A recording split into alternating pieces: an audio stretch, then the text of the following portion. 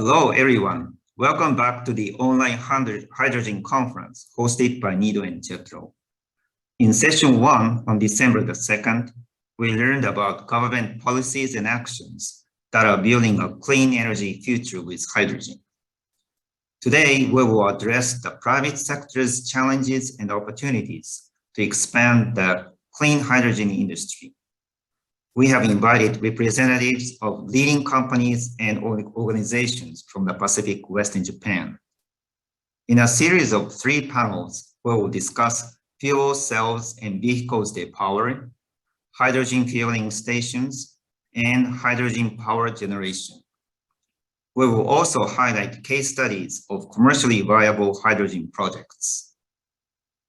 But first and foremost, I would like to start this session with Ms. Mel Clark and Ms. Rochelle Ames. Ms. Clark is President and CEO, and Ms. Ames is Senior Director of Commercialization and Outreach at the Cleantech Alliance based in Seattle. They will be introducing the organization's activities and how it supports the clean tech sector in the US and Canada, especially for the hydrogen ecosystem. Ms. Clark and Ms. Ames, the floor is yours. Thank you so much. We're delighted to be here today learning alongside and from all of you about some of the great innovations that are happening in hydrogen. At the Cleantech Alliance, we work every day to make connections that make a difference for our member companies through several of our programs. And our programs and our members focusing on creating a stronger, healthier environment and economy for our region. We help our members advance clean technologies out of the lab setting. We provide educational and business development events, work with entrepreneurs, and help new companies grow and thrive. We advocate for policies to create business opportunity for clean technology, and we connect our members across multiple industries. Next slide, please. We work with more than 1,000 member companies in a wide range of industry sectors. Hydrogen is certainly a focus area for our state and is growing, but we work with members across many, many different industry verticals, both within their verticals and helping connect them with others whom they can collaborate with. Next slide. And I'm going to go ahead and bring Rochelle on camera now. She works with a lot of our new members and our commercialization and our startup programs, and she'll talk a little bit more about our members and some of our new programs. Take it away, Rochelle. Thank you very much, Mel, and thank you to those that have put this conference on and allowing us to introduce the Cleantech Alliance and our members really is what we want to focus on. So like Mel said, we have members in a lot of different industry vertical sectors. We also have member companies in a lot of different business types as well. So we work with our entrepreneurs that are starting up companies. We work with the capital providers and funders. We work with those larger entities that could be their customers or partners, as well as government entities, and of course, our research institutions and national laboratories.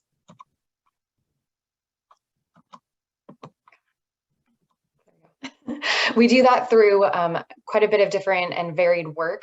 One of the things that our member companies enjoy most about the Cleantech Alliance is that access to the variety of membership, both those industry verticals and business types. So we do a lot of networking and convening activities.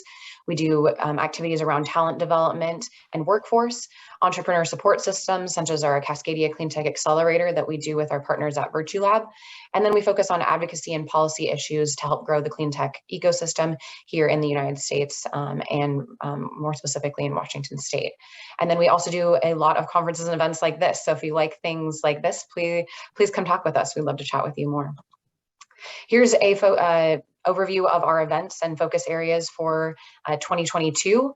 Please feel free to use your phone's camera and you can scan our QR code if you'd like to learn more and see that events list. We're going to be focusing on, in 2022, energy, the built environment, commercialization activities, circular economy and clean materials, aviation sustainability, and agricultural technologies as well. We love this quote from one of our startup companies from Ceronics Renewable. Really, this is the reason why the Cleantech Alliance exists and what we look to do. We are trying to bring together a whole supply chain and ecosystem here within the Pacific Northwest. And part of that is that we know that the way that we are going to build a thriving ecosystem for clean technologies and technologies like hydrogen is that you need a variety of people working on the problems. And that's what we bring together during our events and networking and entrepreneur support programs and other programs in general with the Cleantech Alliance. And one of those new programs we'd like to talk about is a program that's been funded by the state of Washington. There are going to be 6 innovation cluster acceleration programs. Ours will be focused on decarbonizing the built environment. And what we're going to do is we're going to focus on building on the success that we have as the Cleantech Alliance. We have a lot of our member companies are already working in the built environment space, and we know that we can grow and focus on some more specific challenges around decarbonizing buildings and the systems in general. We're going to be doing that by accelerating competitive and affordable innovations, also supporting workforce and making sure that we are focused on technologies and solutions that are going to be able to be accessed by all Washingtonians and supporting those that have been historically underrepresented of underserved communities specifically. Here's some more information on how those focus areas will work. We'll work on research, development, and deployment, talent development, and workforce. We're going to be bringing together the best in decarbonizing the built environment to Washington and focusing on those areas that Washington is already really good at and this region in general. We're going to be developing markets and marketing our technologies. And then the lens throughout which all of what we will do will be on our justice, equity, diversity, and inclusion focus. And again, serving and providing technologies and solutions to those that have been historically underrepresented in the region. We will also, through this cluster, be focusing on connecting and into projects that are around a hydrogen hub. And with that, I'm going to turn it back over to Mel to talk more specifically about who is working on hydrogen projects and how we plan on connecting with them into both the Cleantech Alliance and this emerging cluster that we're working on. Thanks, Mel. Great. Thanks, Rochelle, for the overview of the cluster. Next slide, please. It's a very exciting time to be working on clean technology on our increasingly connected globe. Certainly the announcements and the work that came out of COP26 gives us all a lot to dig into and begin to work with to begin to create those solutions in our communities. Washington State's utilities have led the nation in developing hydrogen infrastructure. It's an exciting time to be working on hydrogen or looking to connect to hydrogen projects, and Washington has a lot going on. Douglas County PUD is building a very large electrolyzer. Tacoma Power has added an electricity tariff specific to hydrogen and electrofuel production. Next slide. Additionally, our utilities are engaged in some very collaborative community projects that are working on creating hydrogen to help innovate our energy footprint. These are spanning urban and rural communities in the state, so we're excited to see that developing in more rural areas as well. Next slide. But where we really shine, and one of the things we're terribly excited about, several of the things we're terribly excited about, is what our research institutions are working on. And I know at this conference you'll heard from Dr. Aaron Fever. I know he's speaking or spoke at the first day of the event about the JC Dream Charge Consortium. JC Dream is also one of the funded ICAP clusters that we'll be collaborating with very closely as we work to decarbonize the built environment. We're very, very proud of PNNL and all of their work on their hydrogen safety hub, their DOE hydrogen and fuel cell technology office, and their H2 at scale vision. Additionally, Idaho National Lab, who we also work with, has a new incubator program launching in 2022 that will allow them to begin to test the creation of hydrogen using a new SMR on site at their Idaho Falls facility. Next slide, please. We're working with companies such as First Mode, who are transforming mining and other large equipment over to hydrogen power, and they've built some of the largest fuel cell production plants in the world in order to begin to do this. Very fascinating new technologies. We're looking forward to engaging with them and learning even more about that program next year. Next slide, please. Mass transportation, we have Maritime Blue in the state working hard to explore hydrogen for large vessels and ferries, and we have companies in Washington state that are working on bringing hydrogen to aviation to help decarbonize a very difficult to decarbonize industry. Next slide. Oh. And we will continue to convene stakeholders across these sectors to help create hydrogen as an emerging hub here in Washington. There are many, many sectors that are keenly interested in creating hydrogen solutions and working together to create that infrastructure so that, as we like to say, all boats can rise together, and that every sector that can stand to benefit from beginning to engage with hydrogen as a power source have the opportunity to collaborate and work together to solve some of those collective challenges to help make that happen. Feel free to reach out to Rochelle or myself at any time. Here's our contact information if you have questions, want to learn more, saw a company that we're working with you'd like an introduction to that you're not connected with, we'd be happy to assist. Thank you very much. Thank you for the opportunity to join the event today. Thank you very much, Ms. Clark and Ms. Ames, for your presentation. As you explained, the Cleantech Alliance represents a large number of member organizations in North America. Many Japanese corporations are looking for clean tech startups to partner with, and the Alliance would be a great partner in building this network. We hope to work with you again soon. Now, I would like to move on to the panel discussions. The first panel discussion deals with FCVs and fuel cells.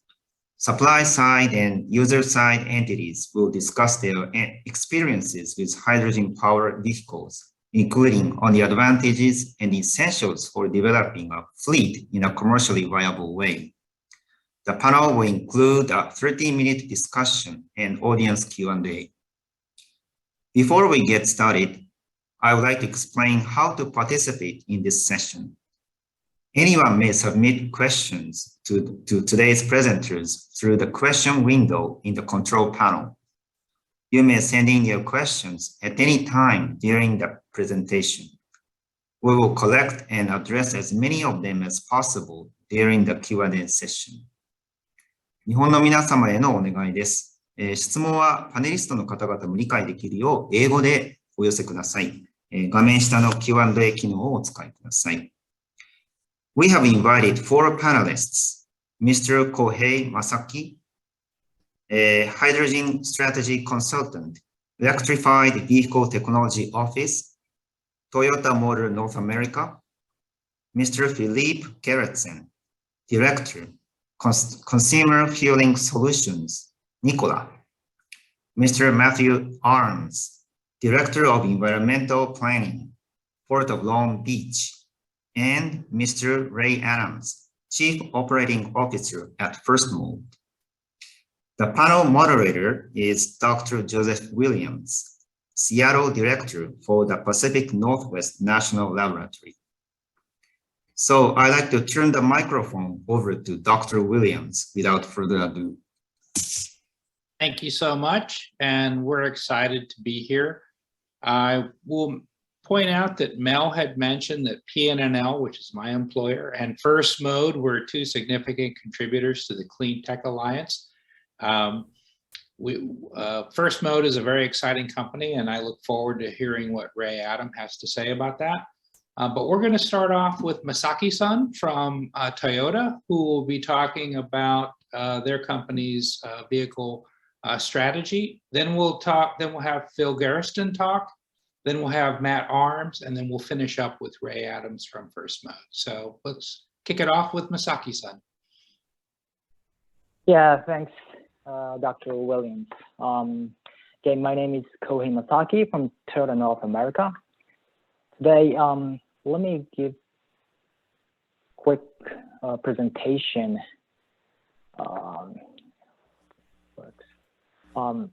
Before going to the actual Q&A. To share what our company is now trying to do to expand the fuel cell business outside of the traditional Toyota world. So my responsibility,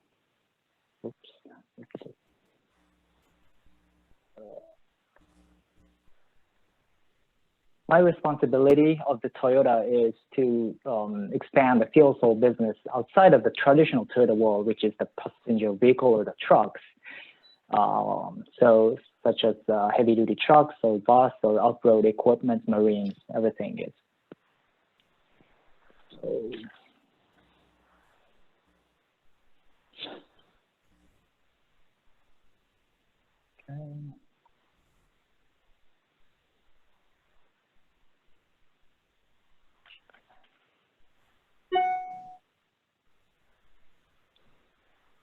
So I don't know, can you guys see my screen?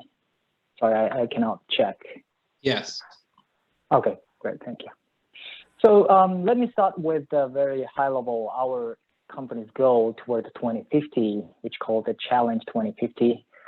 But basically, we are challenging of achieving zero from number 1, 2, 3, you can see, and also the net positive impact challenges for the green area.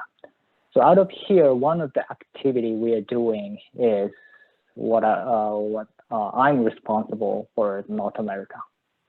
And one of the key project is the project portal we called. So starting from the initial prototypes back in 2017, announcement in Port of LA about the first prototype trucks you can see here in the top. And now we are also conducting the 10 truck pilot under California CARB funding project. And also we are progressing toward the production intent, utilizing the latest fuel cell technology we call Generation 2 technology. And also this is the picture from the latest CARB funding project.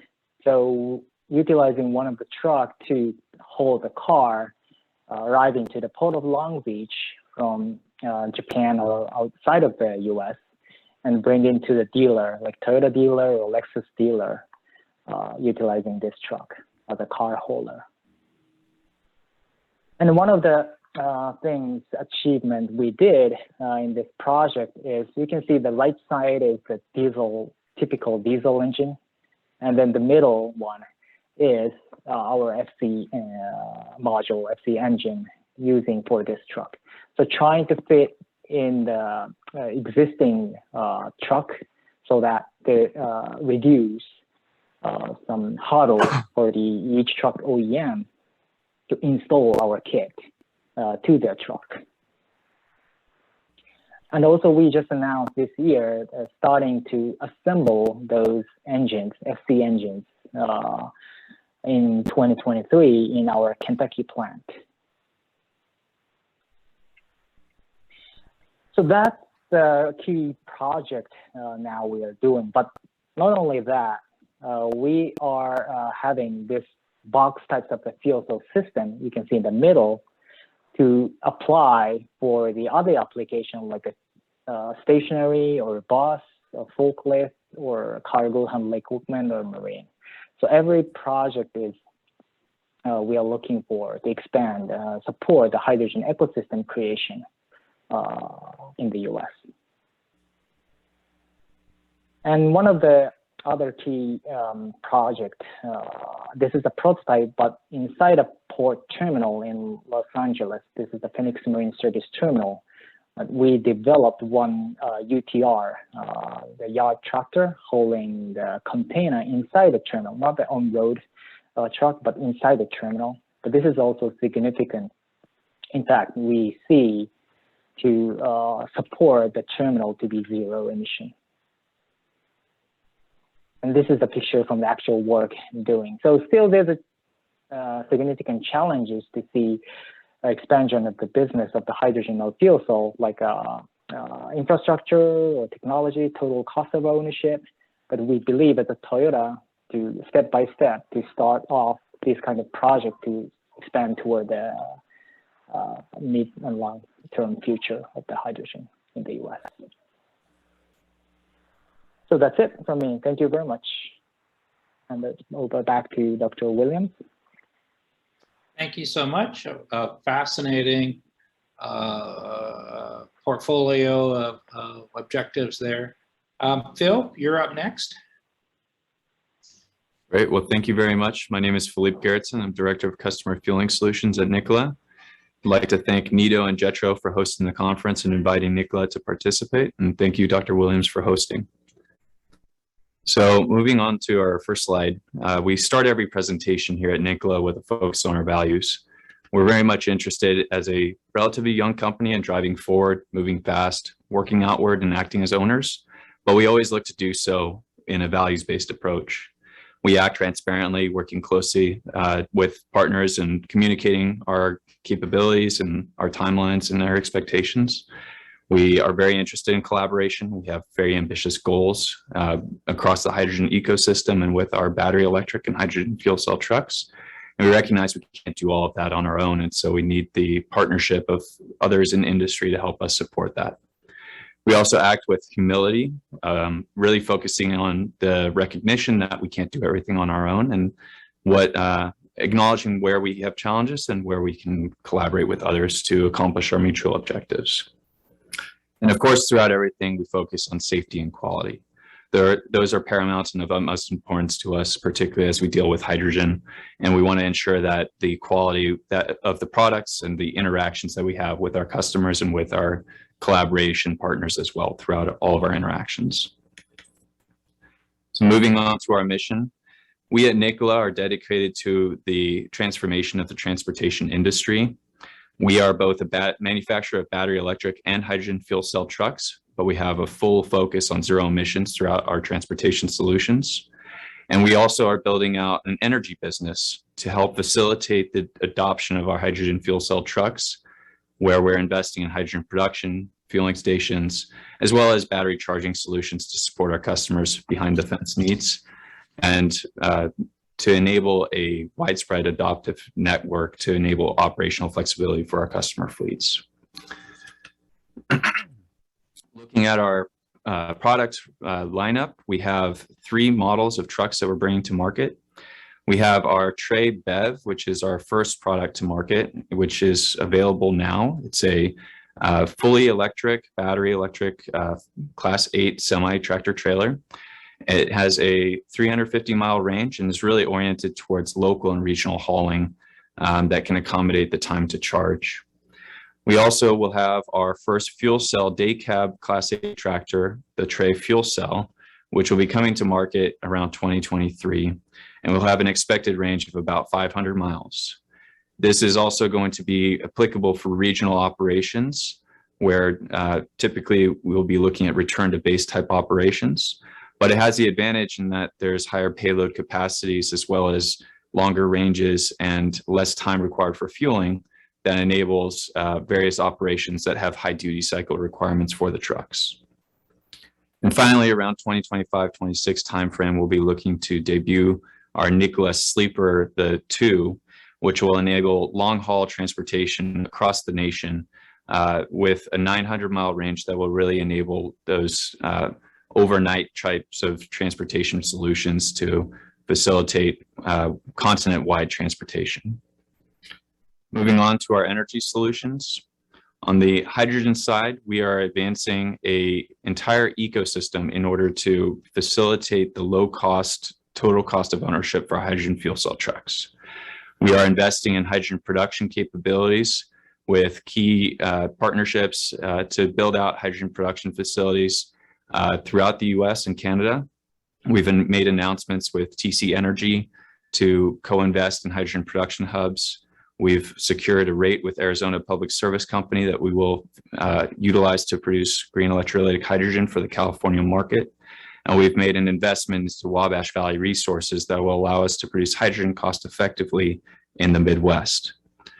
We're also tackling the distribution of hydrogen, finding partners that can support us in the transportation of hydrogen, both via tanker trailer and via pipeline in the long term, to support low cost deliveries from our hydrogen production hubs to the network of fueling stations that we're looking to deploy.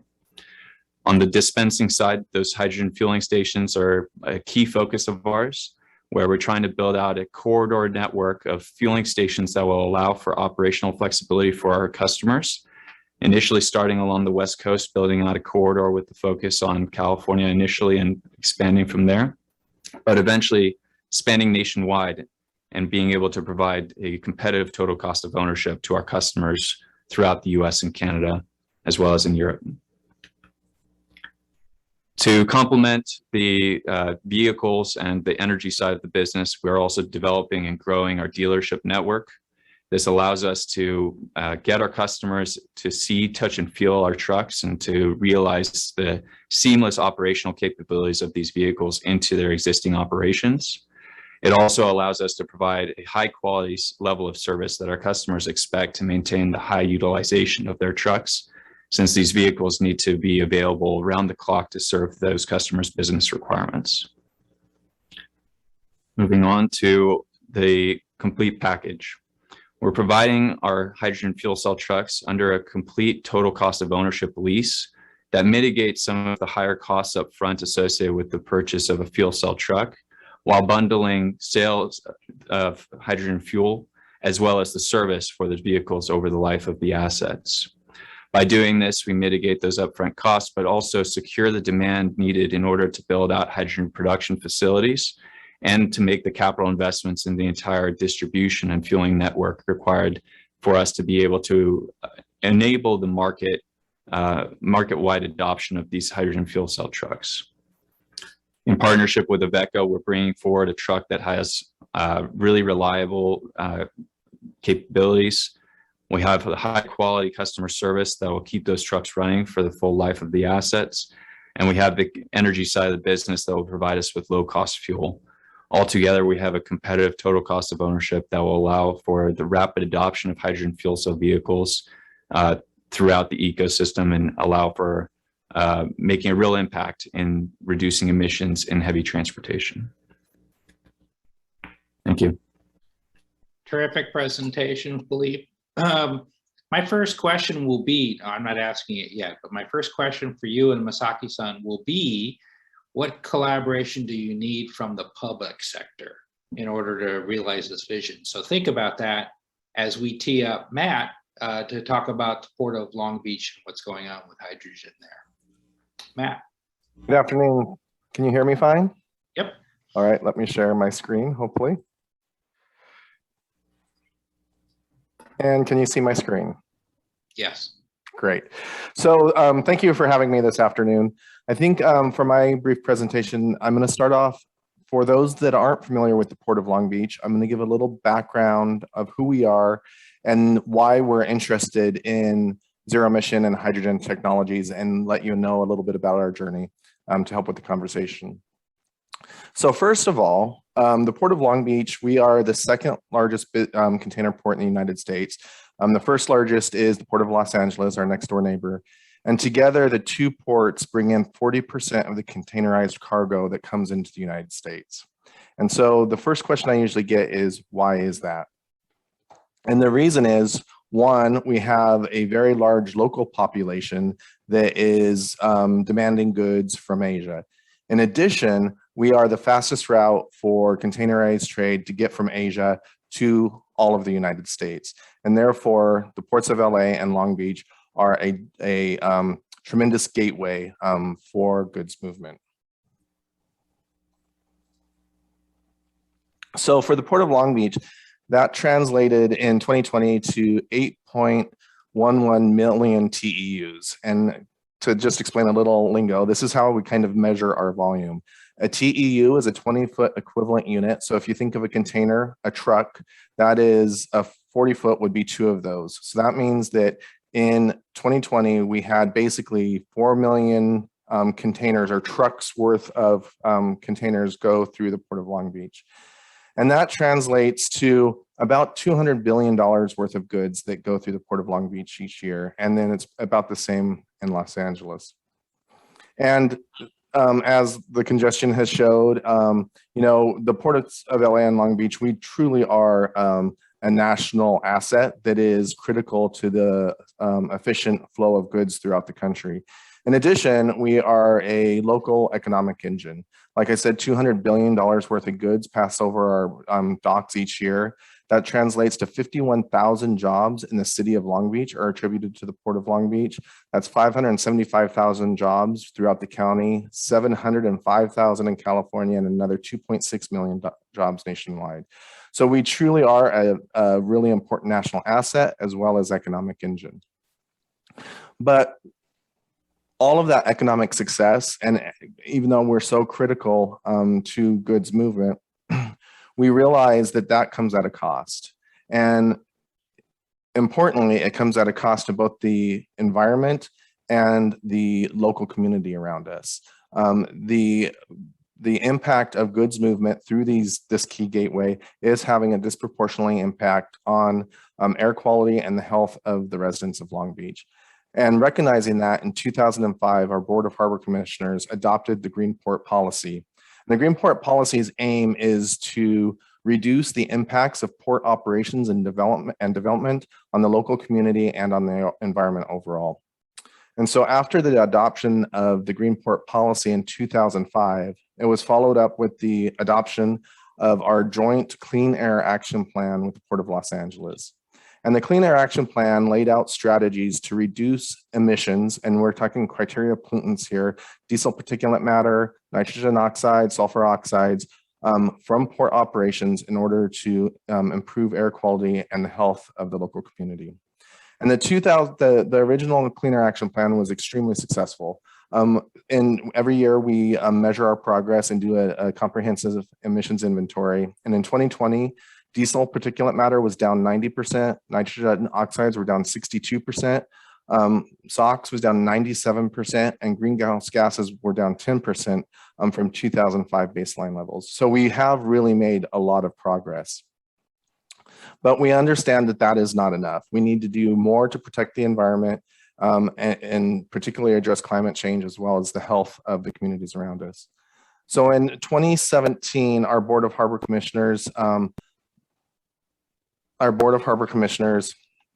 adopted a Clean Air Action Plan 2017 update with very ambitious goals to have zero emission terminal equipment, and you saw some of that in the previous slide, by 2030, and zero emission drayage trucks, the heavy duty trucks, by 2035. The Port of Long Beach, as well as Los Angeles, we are technology and fuel neutral. We set the goal, which is zero end-of-pipe emissions by 2030 for CHE and 2035 for trucks. And then it's up to the operator to figure out what suits them best, what technology suits them best. We are not operators, we're a landlord port, so we don't own or operate the equipment ourselves, but what we can do is help advance the technology. And that's what we've done over the last 16 years, whether it was originally cleaning up the diesel equipment and now moving into zero emission equipment. We can help demonstration projects, we can help in advocacy for funding to push the technology towards commercialization. And so as we look ahead, we are currently undergoing roughly $70 million in grants for demonstrations. That is probably another $70 million. The $70 million represents the grants. There's another $70 million probably in partner investment. So $150 million in demonstrating zero emission technologies. To date, with the exceptions that were shown earlier, the vast majority of it has been battery electric, but that doesn't mean hydrogen isn't going to play a key role. If you look at the source categories that we have, we look at addressing emissions from heavy duty trucks, our drayage trucks, cargo handling equipment, vessels and harbor craft, as well as trains. Of those groups, hydrogen is definitely most advanced in the heavy duty sector with the Class 8 trucks, and then followed up by cargo handling equipment, where some demonstrations are going on, and we hope for more in the future. I think that we see harbor craft, tugboats going around the harbor as a real opportunity for hydrogen. Those types of vessels present real challenges for battery electric. If you can imagine, you have a tugboat, you don't necessarily want or have the room or the capacity to put a lot of batteries on it. So hydrogen could definitely play a key role with harbor craft. So that's something we're pursuing, as well as for locomotives. So as we move forward, I think that there is a lot of interest in pursuing additional technologies and demonstrations with hydrogen. We at the Port of Long Beach absolutely support it as a technology and a fuel choice that will be one of the tools in the toolbox. I will say that one of the keys for the hydrogen technology moving forward at least the Port of Long Beach will be reduction in cost and also the increase in renewable hydrogen. Or green hydrogen, even more than renewable. Even though we measure our standard at the tailpipe, we don't want to switch emissions at the tailpipe for emissions at another source. So it'll really be important that whatever hydrogen is used to fuel the equipment has a very low carbon impact. So with that, I look forward to the discussion. Thanks, Matt. Great presentation. Lots of questions I have, but we'll wait on that. Next up is Ray Adams. First Mode is the only one of the presenters I've actually had a chance to tour. Their story is absolutely fascinating. So Ray, moving over to you. Sure thing. We'll try to do the same here. So First Mode is a Seattle-based engineering team. We work on a variety of problems, really focused in two areas. The first is in heavy duty. So there's, I think, the heavy duty, and then there's the ultra class mining vehicles.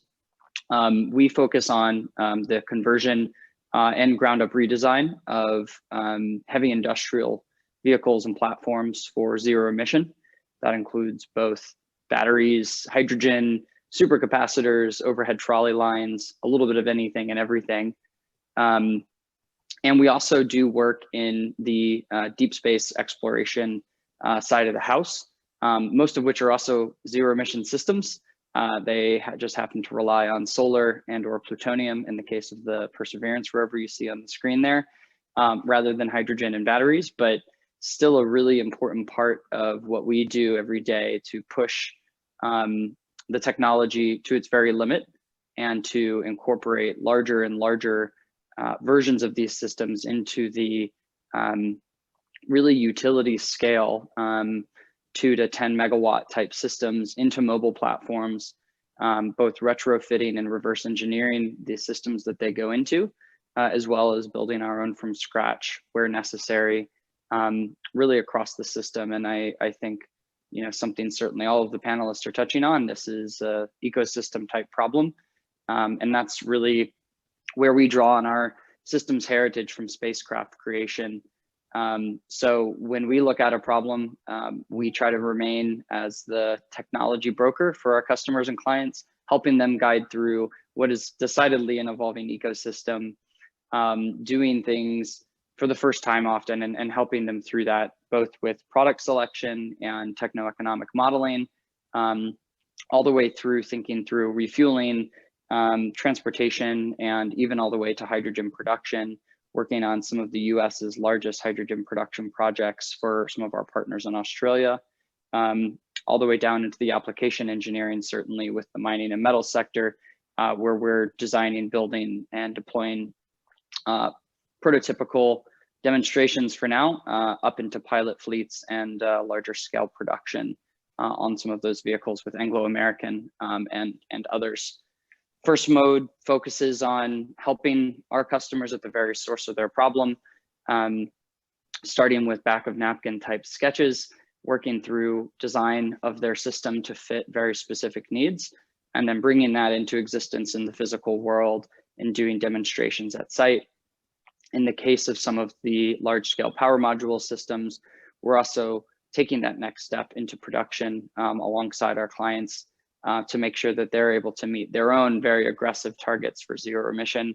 That's true in the heavy haulage arena, also true in locomotive and maritime, certainly the folks at the port and elsewhere, but also looking at standalone applications and potentially even into the aerospace sector.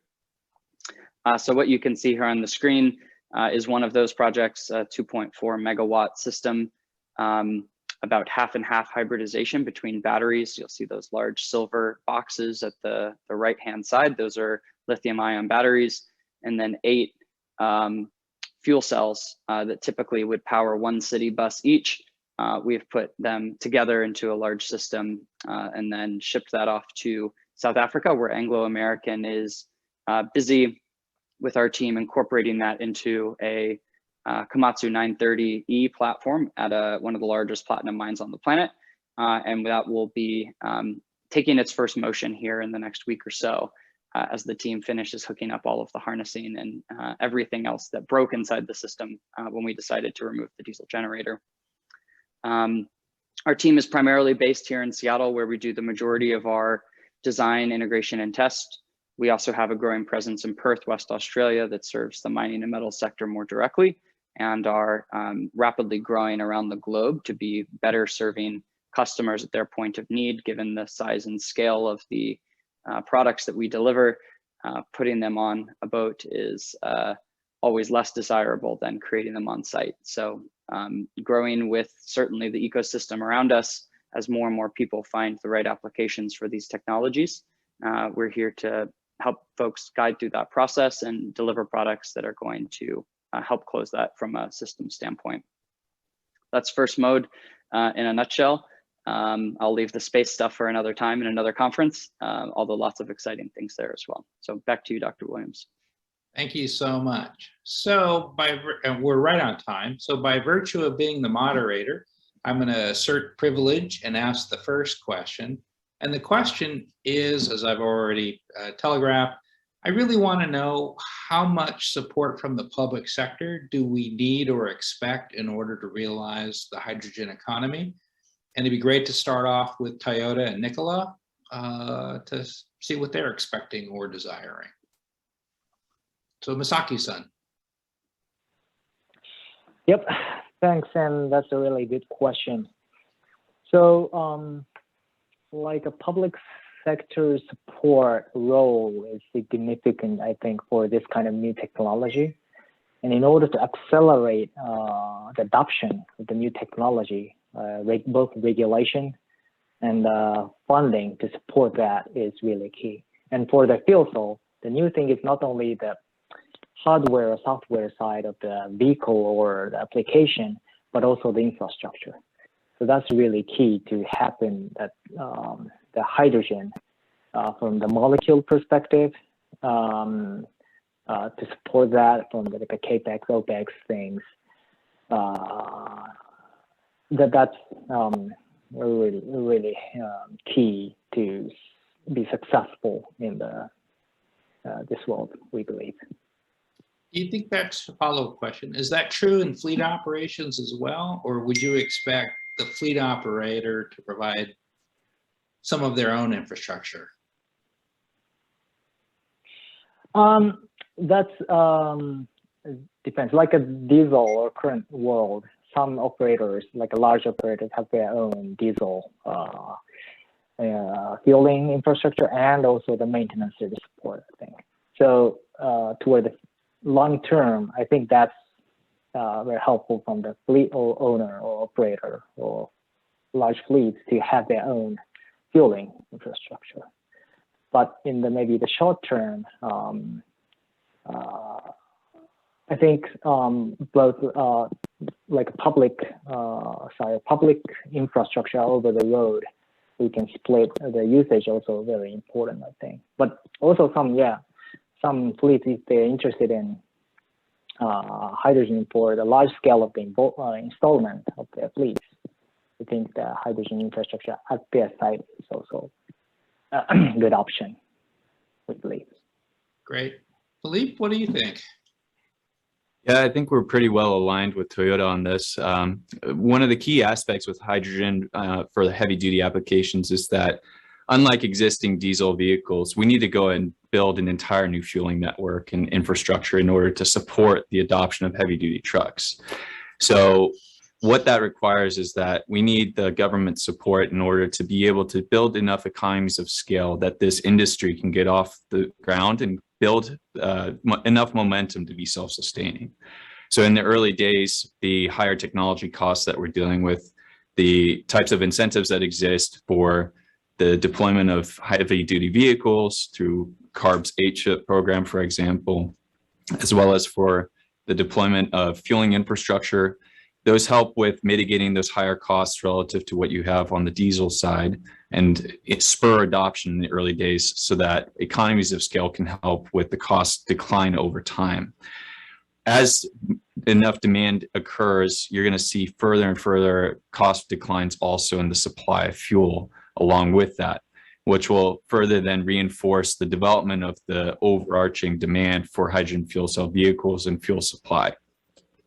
So from our perspective, we really approach this from a network and ecosystem approach where we look to engage with local market players. So the local ports, the government agencies, the planning agencies, air quality management districts, and look to build out a network approach to the deployment of the hydrogen fuel cell trucks, as well as the fueling infrastructure with supply from our hydrogen production hubs that can support that.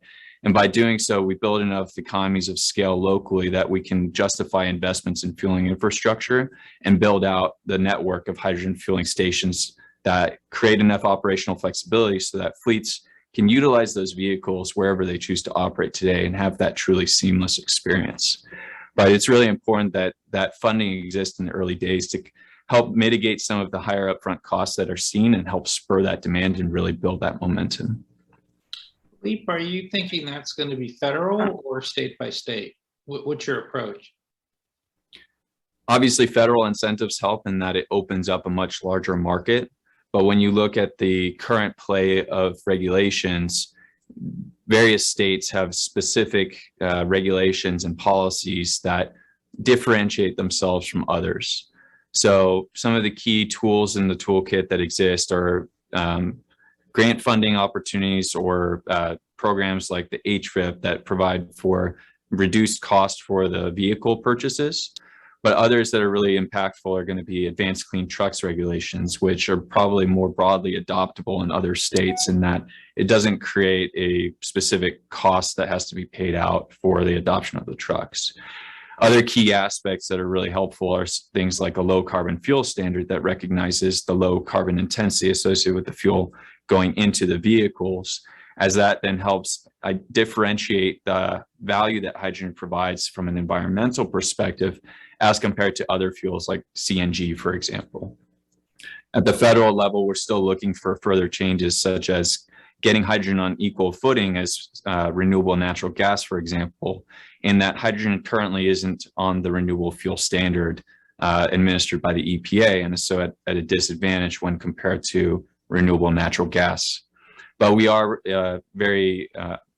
we're looking forward to the positive steps being taken by the current plans for the infrastructure package, as well as the proposals to look at a 30% investment tax credit for zero emission heavy duty trucks, as well as the further deployment of both battery electric and hydrogen fueling infrastructure nationwide, and feel that that will really be supportive of the deployment of fueling stations into other states and regions beyond the West Coast at this point in time. Great insights, both of you. So let's go to the questions from the audience. First question is from Kenneth Dragoon. He's asking, what is the efficiency of commercially available fuel cells in terms of kilowatt hours per kilogram of hydrogen? Very specific question. Anybody want to field that one?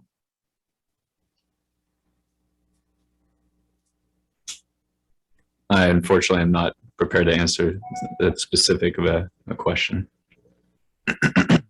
Unfortunately, yeah, Toyota, so we're not ready to disclose those kind of information yet. But happy to discuss time to time if there's any specific interests from anyone. Please reach out to me. Got it. I understand the nature of competitive information. Next question is from Will Salem. Will is asking, what do you recommend to companies that are trying to enter the fuel cell and electrolyzer market as material suppliers?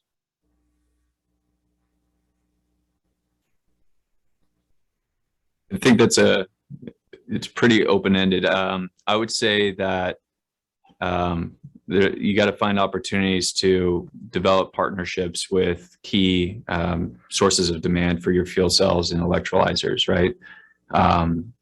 From our standpoint, we're always looking for the best possible equipment manufacturers and that can provide high quality products with dependable warranties and that will be able to last for the life of our trucks in the heavy applications. Cost is also an important factor in terms of trying to achieve parity from a total cost of ownership standpoint. So we're always looking for new opportunities to collaborate on equipment supplies for our trucks or for our hydrogen production or fueling station needs. Great. Anyone else?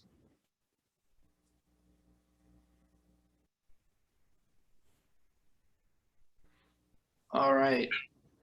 Thank you. We'll move on to Matt. This is from Hiro Yoshimura. Are you willing to develop bunker facilities of the variety of renewable fuel, like Rotterdam has done? Sure. So that's a good question. And this is always the tough question. It's a little bit of the chicken and an egg, right? In order to have, in order to build the supply, you need people wishing to purchase it. And we've gone through this with like LNG bunkering, for example. You know, for years we've been asked if LNG bunkering is going to come to the Port of Long Beach, and by shippers, and bunkers ask, well, when are the ships coming, right?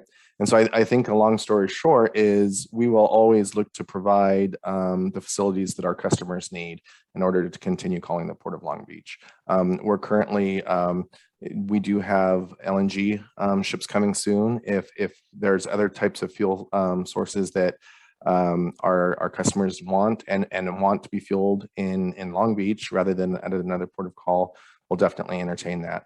We do have interest from suppliers that are looking at the Port of Long Beach and other ports for other types of vessel fuels. So that's always conversations we're willing to have and explore. Excellent, thank you. Felipe, question for you, probably an easy question. Does Nikola plan to integrate the Canadian market into your plans? Yeah, we are looking at the US, Canada, and EU at this point as far as the markets that we're pursuing. Question from Eric Sedlak for everyone. It seems like hydrogen is well suited to shipping, truck transport, and aircraft where batteries are inherently impractical.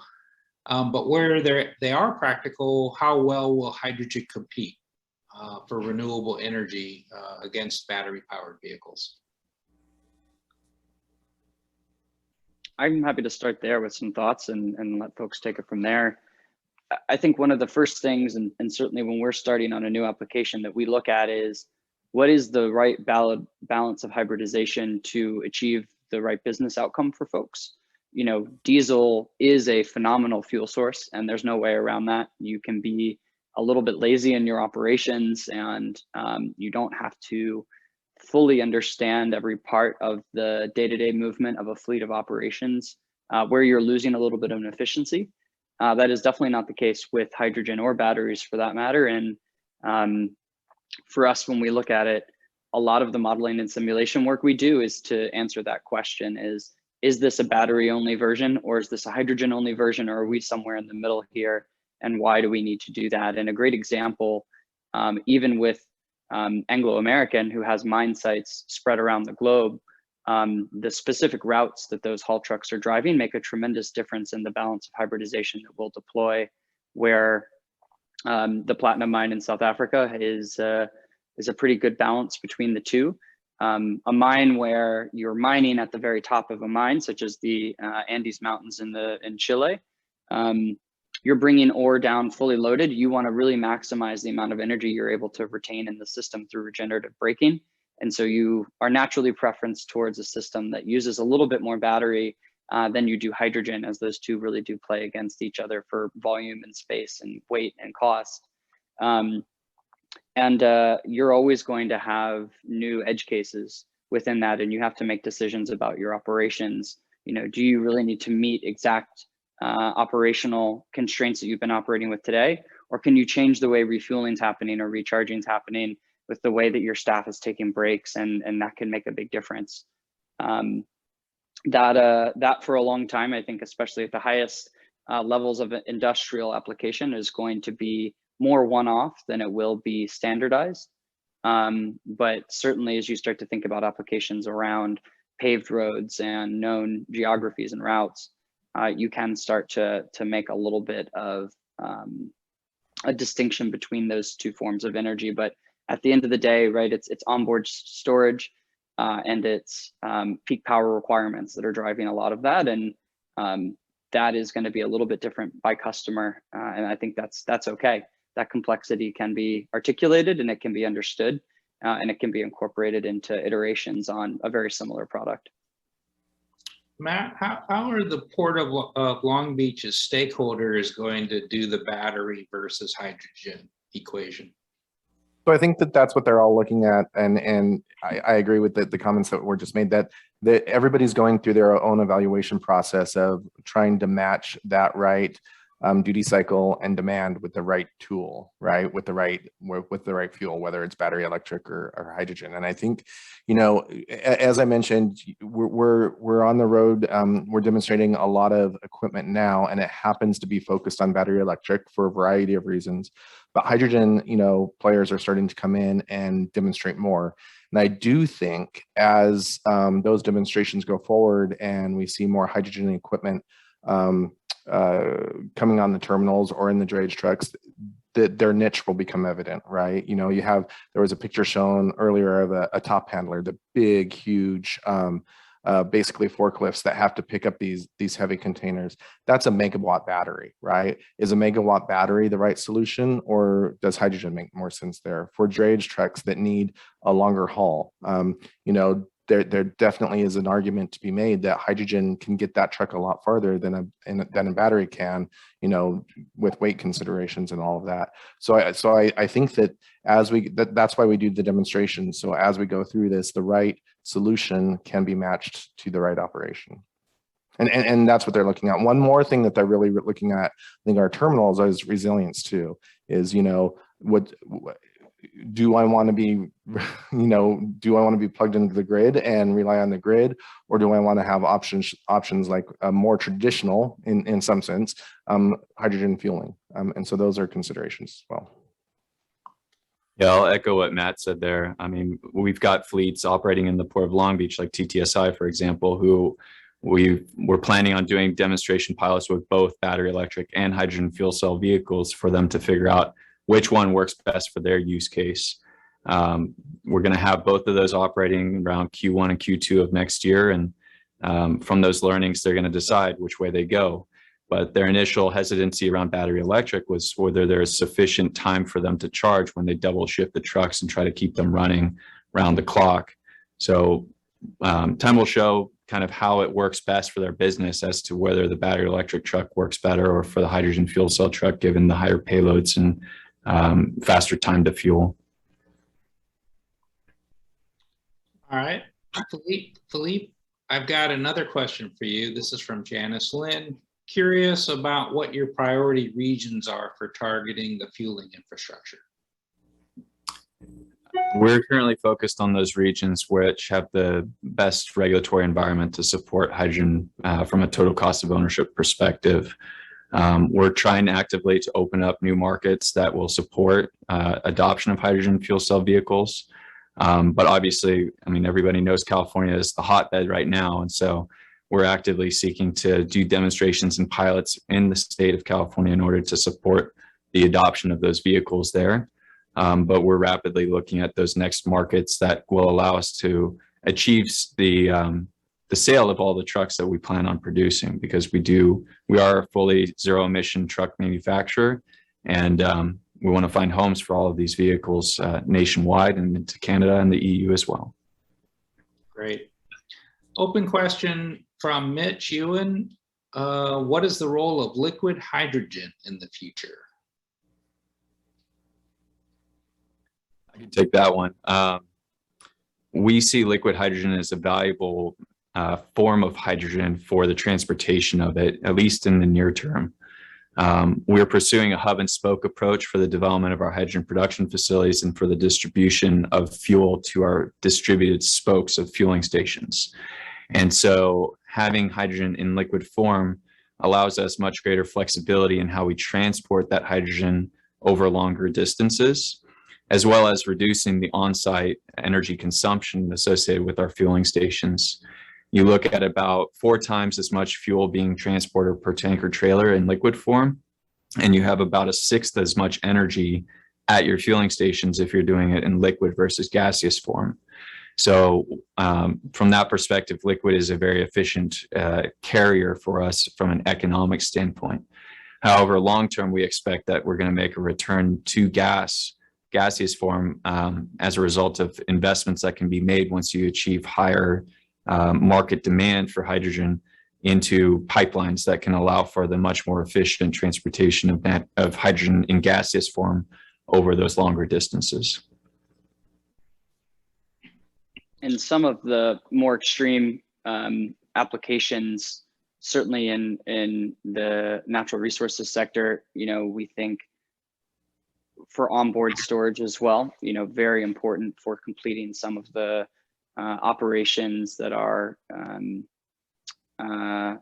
top of mind for our customers and clients too. So starting with gaseous, certainly on the pilot fleet down in South Africa, we're doing our own demonstrations of liquid. The picture of the race car you saw will be racing the Baja 1000 with a liquid hydrogen vehicle for storage. That's really critical on a 1,000-mile range off-road type environment, not necessarily as practical or as cost effective as you can get from storage solutions in the gaseous phase today.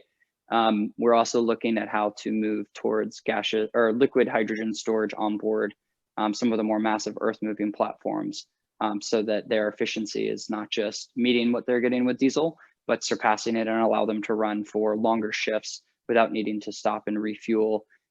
For them, even 5 minutes stopped makes a huge difference in the amount of ore they can haul and the amount of total platinum output at these operations. And so I do think you have these kind of niche applications that really require the cutting edge, and they'll help drive down costs and bring some of those technologies to bear in other industries where that 5-minute break might not make as big of a difference to a truck driver as it might to someone hauling ore. Makes Clarity sense. sake, we want to say like our Nikola trucks, despite what I said about distribution via liquid, they will be fueling with 700 bar gaseous on board. We are evaluating options for extended ranges down the road with liquid, but at this point it's all gaseous. Felipe, follow-on question. I mean, obviously a truck driver can't do a 900-mile shift, but an autonomous truck could. Or how's that play into your thinking? It's on the roadmap, we'll put it that way. Okay, fair enough. New question from Venadia Yasala. What is the challenging side of the hydrogen ecosystem in terms of the materials required for fueling system inside of the machinery or the body of the machinery, especially for heavy duty machinery like a truck or a forklift or a mining vehicle?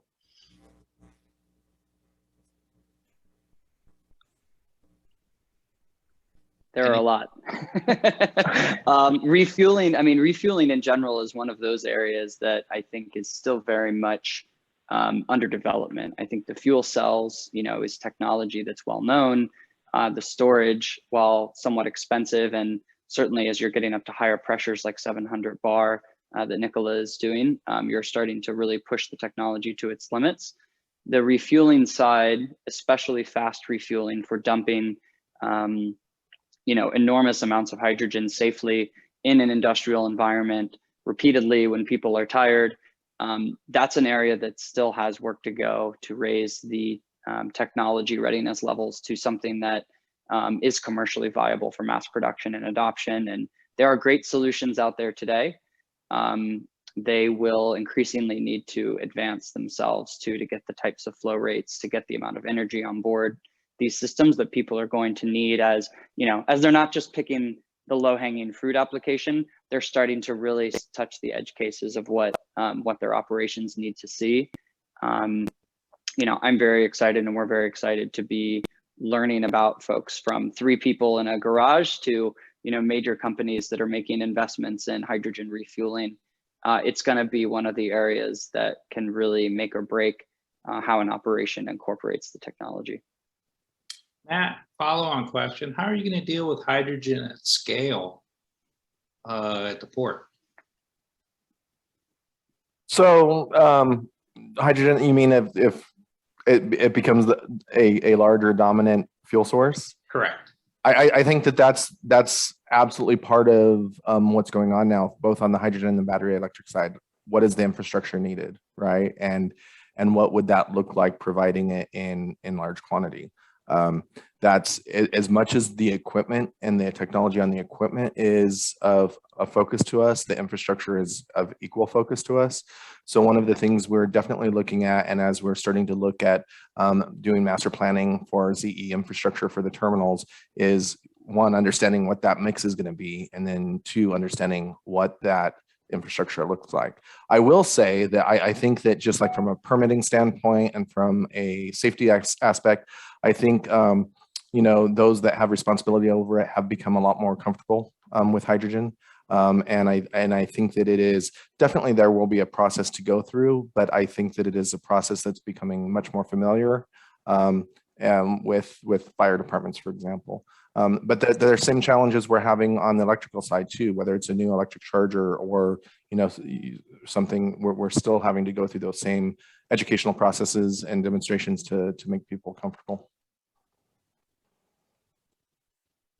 Okay. Next question comes from Nico Bokamp.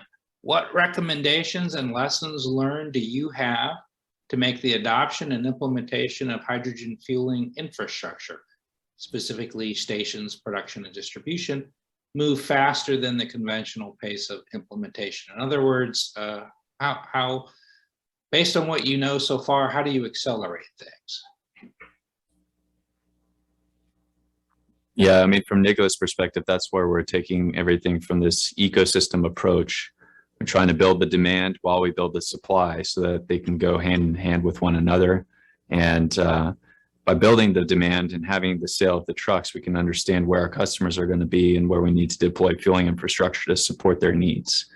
However, the challenge that we face is that we have different timelines for the purchase of trucks and the production of trucks as compared to the development of fueling infrastructure.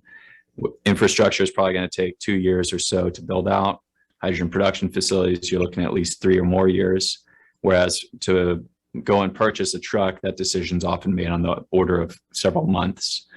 So from that standpoint, we have to take an iterative approach, working with our customers to understand what their timelines are for procuring trucks, work with government agencies in order to support the risk mitigation early in the development process of the infrastructure, and get the support of the ports and other entities that are looking to host these vehicles and these infrastructure projects, so that we can help with the understanding of what the potential demand is outside of just our customers, since we want to have public fueling stations available to any OEM. Toyota, you guys are welcome to come fuel our stations, and to go and allow us to then make those capital investments that we need to, with the de-risking from government funding support, de-risking from fleet commitments, et cetera, in order to allow us to invest those capital dollars and ensure that the entirety of the hydrogen ecosystem is ready by the time that the trucks actually hit the road and customers take possession of them. I think that's right. And I would just add that while it may take a while, and it's especially if you're purchased a hydrogen truck to put in the hydrogen infrastructure, from what we're seeing, it could still be a lot faster than getting the electrical infrastructure for battery electric rolled out, like on a regional basis, right? And so that could be one of the advantages that pushes hydrogen along, is that the infrastructure could potentially be rolled out quicker than for battery electric charging.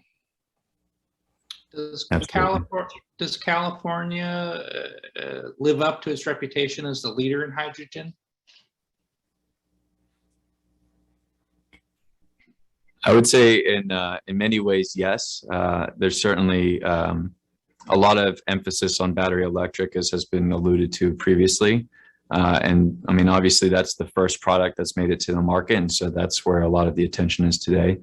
But to Matt's point, we're going to face a lot of challenges as we try to deploy larger concentrations of battery electric vehicles, and the impacts that that's going to have on the electrical grid. We're talking thousands of new megawatts of renewable generation that's going to have to be built, new transmission lines with NIMBYism that prevents the permitting and siting of transmission lines to get that power from where the renewables are into the urban areas where the demand will be. And so those are going to be significant challenges to overcome.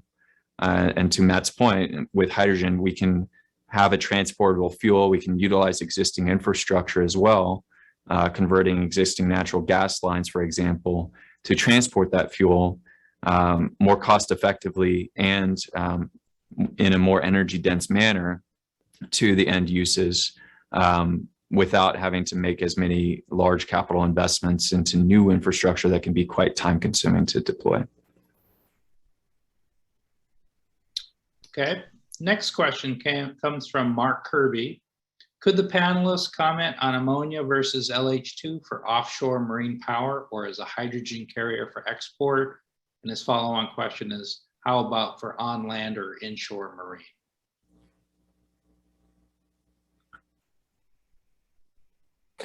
So I guess I will very briefly just say that we have started to hear, thoughts of using ammonia, renewable ammonia for vessels. I think it's very much in the very early stages. LNG has been kicking around for a long time, and we're just going to see our first LNG ship arrive this month. So I think that on the vessel side, it takes a long time to work this stuff through. And what I'll say is, at Nikola, we're not currently really evaluating too many opportunities associated with importing hydrogen in ammonia form from overseas. We see that there's plenty of opportunities for cost-effective production here in North America itself. And for land-based applications, we primarily envision hydrogen remaining in its base state, either as gas or liquid form, with applications for ammonia primarily being as a form in which hydrogen can be transported over ocean-wide distances, basically. Okay, I have a question for Sasaki-san. What's the time frame for interstate hydrogen refueling infrastructure, and who will be the key player? Will it be the government, the hydrogen producers, the companies like Toyota or Nikola? What's the time frame look like? Masaki-san. Time frame for sorry, what's the question again? Time frame The for time the frame for hydrogen having the infrastructure. So if I want to buy I'm a fleet operator, I want a fleet of Toyota hydrogen vehicles, when can I expect the infrastructure to be there? Yeah, like Philip mentioned, that's a pretty good statement. I think like 2 years, including the permission, everything until go live. I think that's the good assumption. It depends on the scale and then technology. You need on-site hydrogen or not. So it depends on the option, but probably 2 years is the range from the start of the plan until the go live. Okay. The rest of you think 2 years is reasonable? Yeah, from our perspective, we need to have hydrogen fueling stations up and running by the time that our trucks enter into startup of production out of our Coolidge manufacturing facility in Arizona. So we're targeting to have fueling stations available for customer use by the end of 23. Certainly no later than that. All right, my last question as moderator. I read an article this week that says small modular nuclear reactors might be the best way to provide a carbon neutral way to generate hydrogen. Any thoughts on that?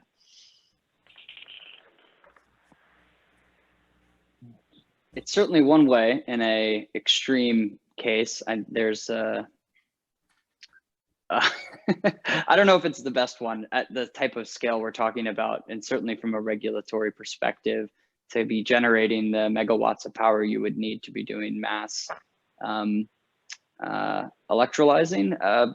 Perhaps I'd be curious to know the rationale there. We're pretty partial to PV projects. We've got a 100 megawatt PV project going in on site at the platinum mine that we're working with, that we helped them size to generate all the hydrogen they'll need for their fleet of hundreds of these vehicles, as well as provide power to the mine. And I think, when we look at ports, when we look at natural resources projects, they're a great place to start because they kind of can generate and consume their entire demand locally. So you don't have to do a lot of the extremely hard work that Toyota and Nikola are doing, which is to build out that infrastructure for general use.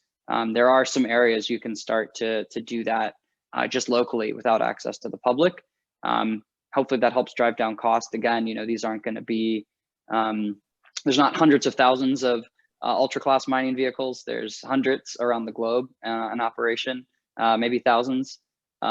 That's a very different type of refueling and infrastructure project when you can keep it all local like that. But you'll see one technology trickle down to the other and vice versa, right? As Nikola and Toyota scale up production, we're very excited for our fuel cell costs to drop as well. And for some of the other infrastructure, we'll lean on everybody to provide.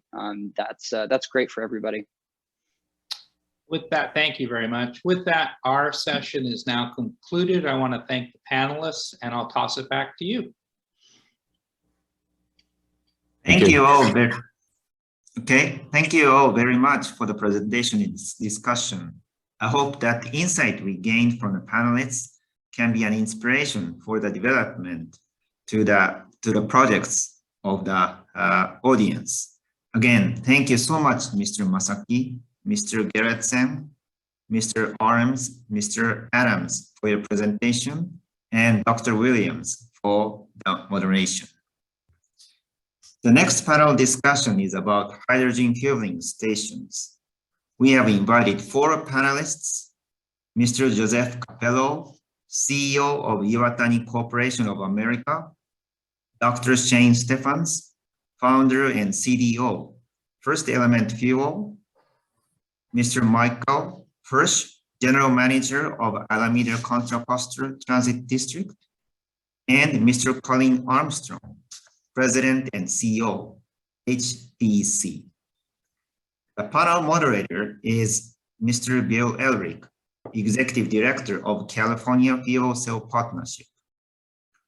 Panelists will share information about efforts by businesses, industry groups, and governments in the Pacific West and Japan on lowering capital construction and operational costs of hydrogen fueling stations. This panel will explain some of the problems and practical solutions for supporting the expansion of these facilities. Mr. Elric, take it away. Thank you, Yamashita-san. I really appreciate the opportunity to participate in today's event.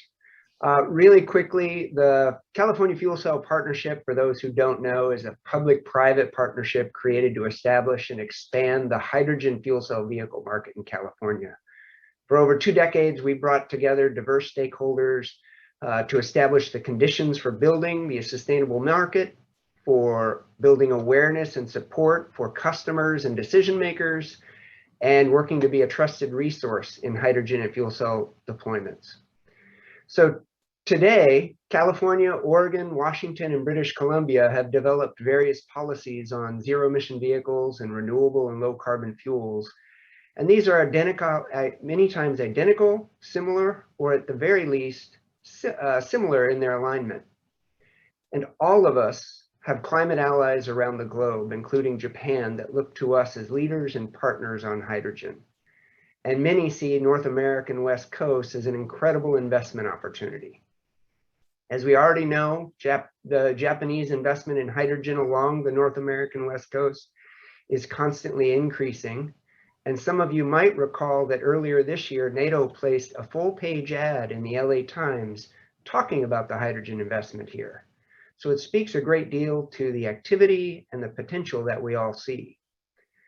So similar to that, we also here at the partnership have seen numerous Japanese companies become members, most of those at the higher levels of our membership. And I think it really recognizes the role California has played in this early market development. Early next year, the partnership's going to evolve.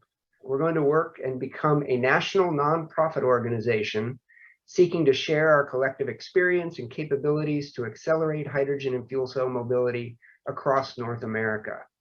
What we've recognized is that no one state or even country can decarbonize energy and transportation alone. and that it's only by working together that we can achieve these common environmental and economic objectives.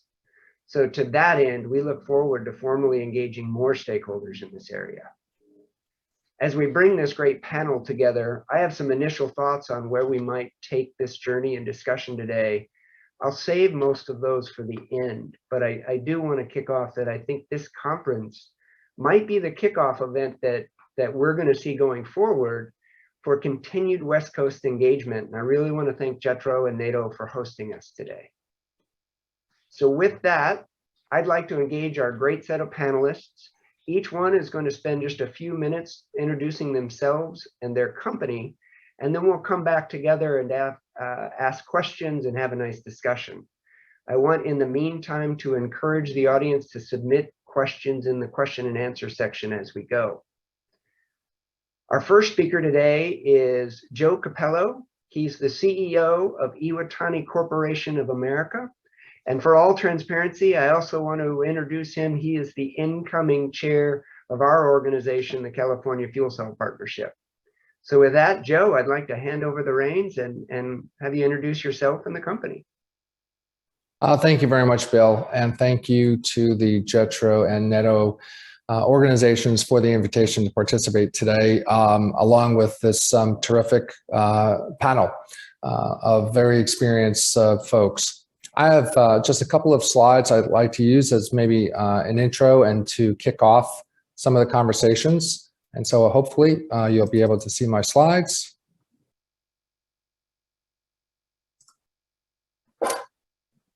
Bill, I'm going to trust that you can tell me if you can't see them or not. We can see them, but if you can put them into presentation mode, I think we'll see them better. Okay. Perfect. All righty. So if I may just share that Iwatani Corporation is a company that will be celebrating its 93rd birthday next May. It has been a pioneer in the development of hydrogen. It's the only truly vertically integrated hydrogen company in Japan with its own hydrogen production, liquid and gaseous, along with being one of the largest fueling station developers throughout the country.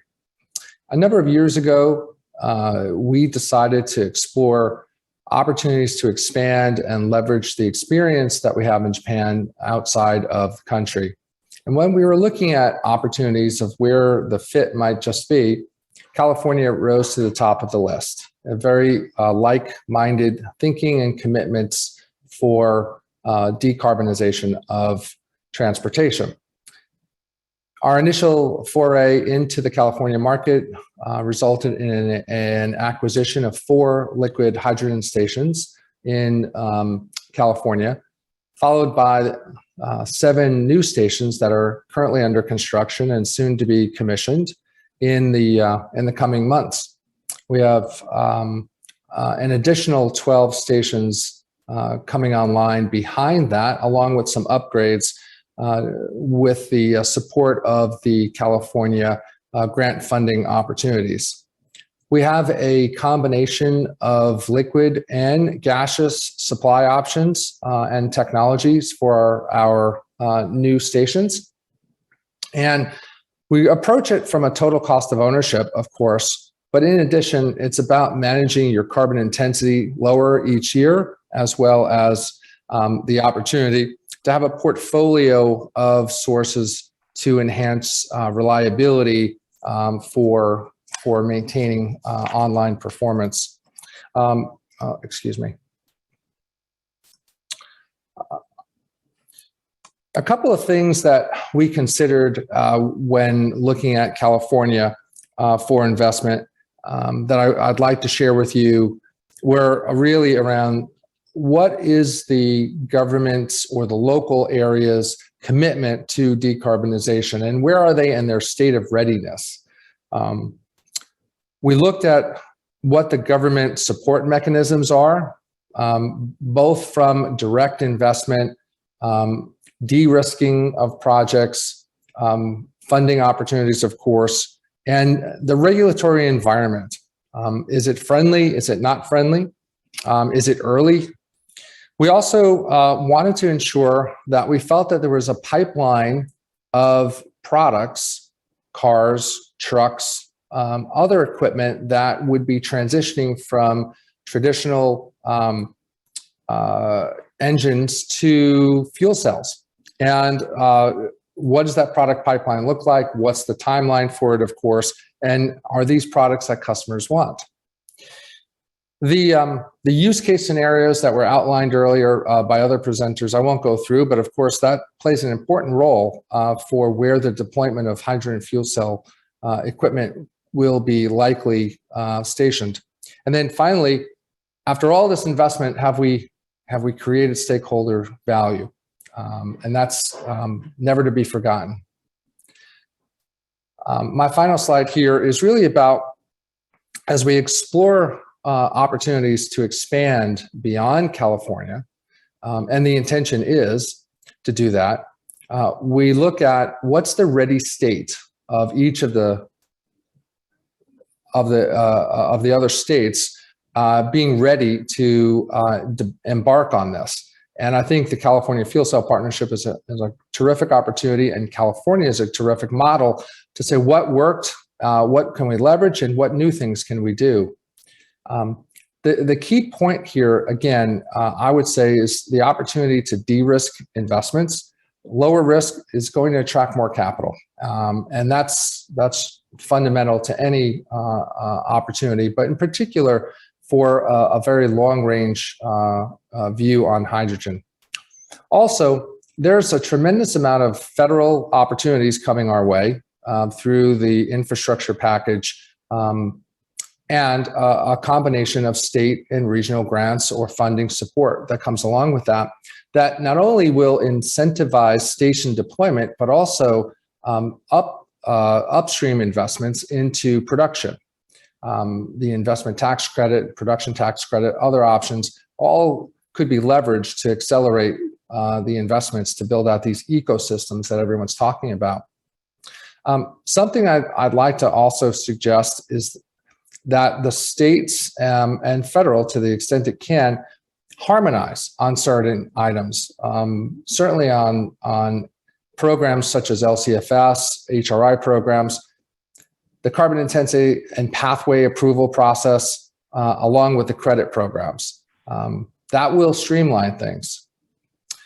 I'll leave you with a couple of last points. One, of course, we have to have hydrogen. We have to have it at an economically viable cost. And of course, we have to have technology at the stations that continuously is improving. So online performance continues to improve. All of that are table stakes. But all of that can sit on the sidelines if the permitting process and the entitlement process of all the different local municipalities isn't on the same page. And that's an area that I would encourage as a roadblock, raising hands and saying, this is an opportunity for substantial improvement. So finally, all of that said, bring the cars, bring the trucks, the infrastructure is coming and well on its way. So thank you very much for the opportunity to give some introductory comments. That was great. Thank you, Joe. Next up, I'd like to invite Dr. Shane Stevens, who's founder and chief development officer at First Element Fuel. Shane? Thanks, Bill. And thank you to the folks at Jetro for the invitation to be on this panel. So First Element Fuel was started as a company in California focused on developing a network of hydrogen refueling stations so that the fuel cell cars could be marketed in the state. I was one of the founders with my two other partners, and we've had quite a bit of success at establishing that initial network of fueling stations. Today, we're the largest retailer of hydrogen in the world.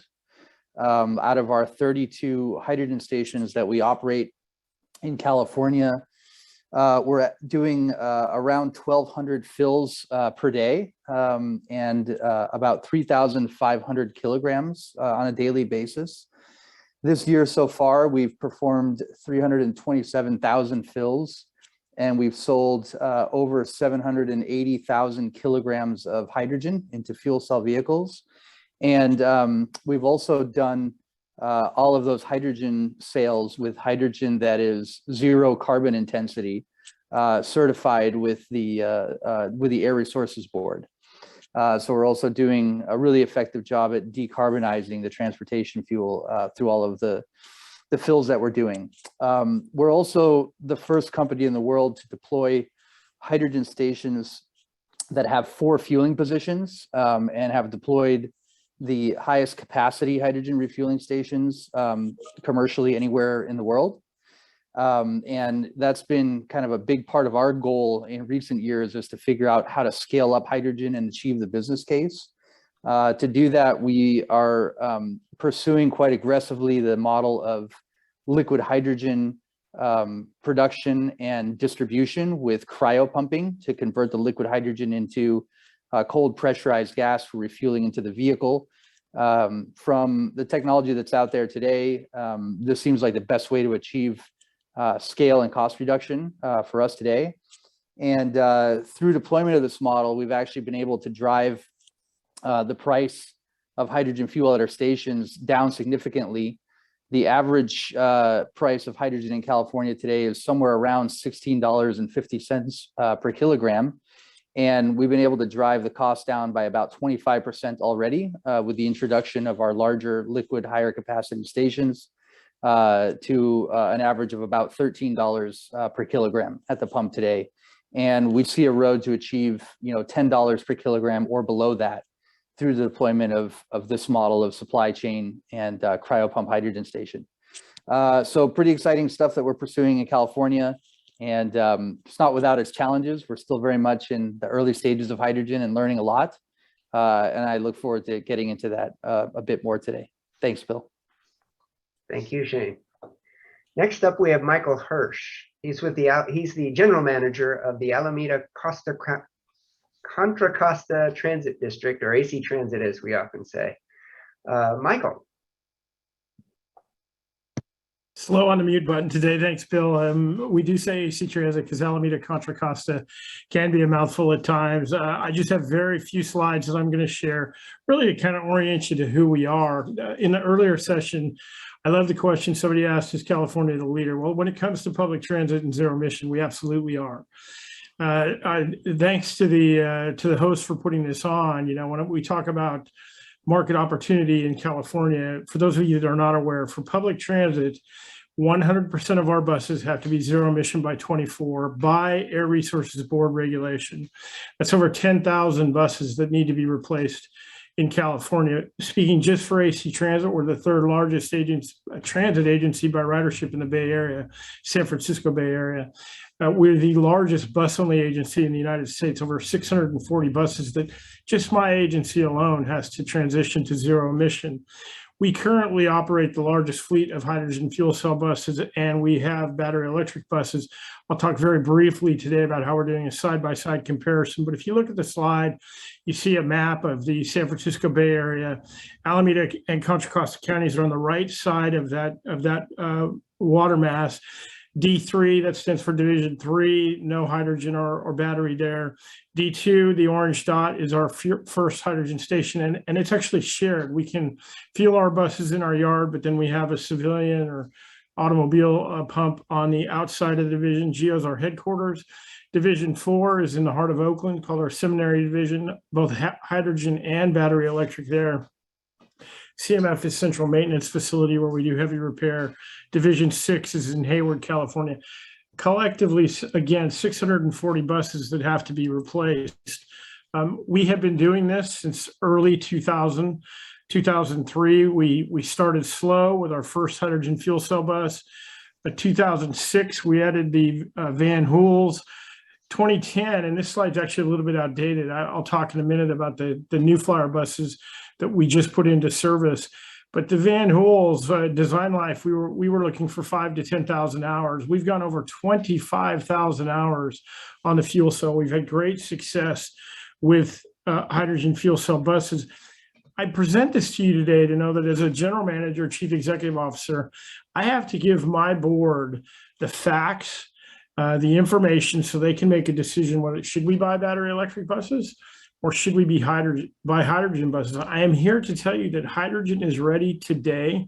with the exception of one problem. And it was just mentioned by Dr. Stevens, it's the cost of fuel. He talked about getting it down to sub 10. We need $5 a diesel gallon equivalent for hydrogen fuel cell buses to be competitive against battery electric buses. We are currently paying about $7.35 per diesel gallon equivalent, or per kilo, if you will, of hydrogen. We are reforming some of that hydrogen, a small amount on site, but we're purchasing the most of it. Our price is actually going up to $9 a kilo, so we're going the wrong direction. I wanted to again mention the New Flyer buses. We just added 43 buses coming. Right now we have 5 battery electric buses from New Flyer, 10 fuel cell buses from New Flyer. The important thing here is 2019 models. Same model year bus, battery compared to fuel cell, same day, same operating temperature, same route. So we're getting what we call a 5x5 study, data peer reviewed by Stanford University, available on our website, actransit.org/ZEB. But we're giving the industry the absolute comparison of where is hydrogen in the realm of competitiveness compared to battery electric.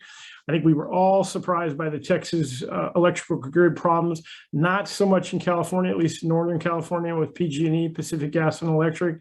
We already know that the the electrical infrastructure has its weaknesses. Understand from an operations perspective, I'm used to fueling a bus with diesel fuel in about 8 to 10 minutes, a 300-mile range. I can do the exact same thing with hydrogen, 8 to 10 minute fueling cycle, 300 mile, that's about 280-mile range. That obviously can be adjusted by battery and tank size. Battery buses, one, I need basically a charger for nearly every bus in the yard, 200, 225 buses. Some buses charge for an hour, some buses need to charge for 6 hours. So logistically, from an operations perspective, much more complicated. But the battery industry is winning because you don't need a huge upfront capital cost for fueling station. However, when you put in a hydrogen fueling station, you immediately have that scalability. That's why we can go up to over 40 hydrogen fuel cell buses in the near future. We're still not fully decided. We have very much concerns. In the earlier presentation, they talked about the difficulty on bringing the scalable electrical distribution to the state, if you will, to my operating divisions, versus we have the fueling capability, we have the fueling time. The cost of hydrogen is killing us. I was so thrilled to be invited to speak here because I'm trying to get that word out. This is like a 24-month problem, folks. If the cost of hydrogen does not come down, understand that we have to operate a bus for 12 years. So our timeline to make those purchase decisions to make 2040 is right here. And if hydrogen is going to be $9 a kilogram, we just simply cannot afford it. The technology is there, the reliability is there, the range is there, the fueling time is there. Not so on a battery bus. The range on a battery bus on a cold day, the range on a battery bus in Michigan compared to a battery bus in San Diego are greatly different. Not so with hydrogen. I try not to be an evangelist. I try to give my board the facts and let them make the decision. But the reality is hydrogen's losing the battle if the cost of fuel doesn't come down. That's the obstacle for us. It's not technical. It's not capital cost. It's an operating cost. Thanks so much, folks, for letting me be here. Passionate and excited about this. Love the earlier session. I hope ours is entertaining and informational for everybody. I'll stop my screen and turn it back to you, Bill. Thank you, Michael. Thanks for sharing that experience. Now, finally, we have Colin Armstrong. He's the president and CEO of HTech, on our northern of all of our guests today. Colin, tell us more about HTech and what you're up to. Yeah, sure. And I'm going to share a slide, just one slide, so keep it short. So hopefully that's full screen to everybody. Yeah, so thanks, Bill, and all the organizers. It's great to see the coordination. So I wear a couple hats, and I go back quite a way. So I was around during what we call the Hydrogen Highway days, where we really started the conversation with California and Washington and Oregon to explore what was going on. And I think those days proved what was needed to really move the technology and the safety aspects where it is today, and the operation, like we just heard. The hat I wear as HTech, I'll talk about in a sec, but I also wear the hat of the chair of Hydrogen BC, which is a group put together on behalf of the government and industry to really try and coordinate a lot of the activities such as Bill and the California Hydrogen Fuel Cell Partnership have done. So we've looked to the south and learned that there is a lot of coordination needed and a lot of information flow and a lot of planning and thinking going on. So at Hydrogen BC, we've got a variety of members that probably close to 20 now, and working through all the opportunities, the plans, the support needed from the government. And so from HTech's perspective, we are very similar to First Element with more of a focus on Canadian provinces, activities in British Columbia, as you can see here, activities in 6 other provinces or 5 other provinces. So we're getting a bit of a perspective, and actually we're active in California as well with a station down there, and looking to Washington and Oregon. So we really got a pretty good flavor of the different approaches and opportunities and challenges in these different regions, and they're similar but different. So that's an important aspect, I think, for us to talk about today is, how do you streamline? And the gentleman, sorry, from Iwatani, Joseph talked about it as well, that it can be a stumbling block, and it can really slow down and challenge those investment decisions that are made. So just real quick, this is a map of British Columbia area, Greater Vancouver, or Lower Mainland, we call it. You can see the stations that we have. These are blue ones are open. The other 3 are under construction. That one of them we're helping the University of British Columbia have their own station. There's probably about another 10 to 12 in earlier stage development. We're about to announce a couple heavy duty stations that we're doing, and really trying to build the ecosystem along with the hydrogen supply that is needed in the region. So I'll leave it at that, and super interested to discuss and provide insights to, I think, attract the planning, the interest, the thought leadership that's needed to move this forward and take advantage of the opportunities that hydrogen provide for zero emission transportation, as well as obviously the carbon management and enabling of low carbon energy sources and renewables. So back to you, Bill. Great, that's great, Colin. And I want to first encourage everyone in the audience, send questions in the Q&A box, and we'll help field those next. But I took some notes when you were all giving and sharing kind of in your experience and progress so far. And I think my first question, I had it in mind, but really want to point a few things you all said. And some key words here were, how do we de-risk this environment? How do we reach a scale with our investments so that we can start seeing the cost reductions necessary to bring this into a reality and really get at those costs of fuel, equipment, et cetera, and make this a business? And then finally, the collaboration needed, and Colin highlighted that as well. And so my question with those in mind, and really looking forward towards a West Coast corridor, a national, even an international market, I'd like to ask each of you, what actions or mechanisms were the most influential to your success today? These could be maybe early market policies or incentives, stakeholder collaboration. But as we look into larger collaboration efforts in areas that haven't touched this before, what would you share around what got it started and what we need to keep doing in order to make this grow more? I can jump in and we can maybe work backwards through, great. the group here. So, and I think the answer is going to be very similar. You need, or we've all had success from the low carbon fuel standards or regulations that have helped support the operations and build of the infrastructure. I think that would be good to expand, and there's a lot of great discussions going on in that area. Obviously, the mandates to drive vehicles, adoption and supply to the market, and then of course the government support needed, depending on where the market is, right, to drive down costs. As you get more and more, you see it in California, you need less direct government incentives to drive it. So I think you'd build on those three areas that we've had success in, and in British Columbia as well, obviously in California. So with the notion of work, sorry, Bill, you want me to go ahead? Please. With the notion of working from the last to the first year, first off, I would say that hydrogen, we knew that the zero emission mandate was coming. It's been under discussion with the Air Resources Board for many years. Early on, we recognized that the range with battery was just not there, so hydrogen got an early start.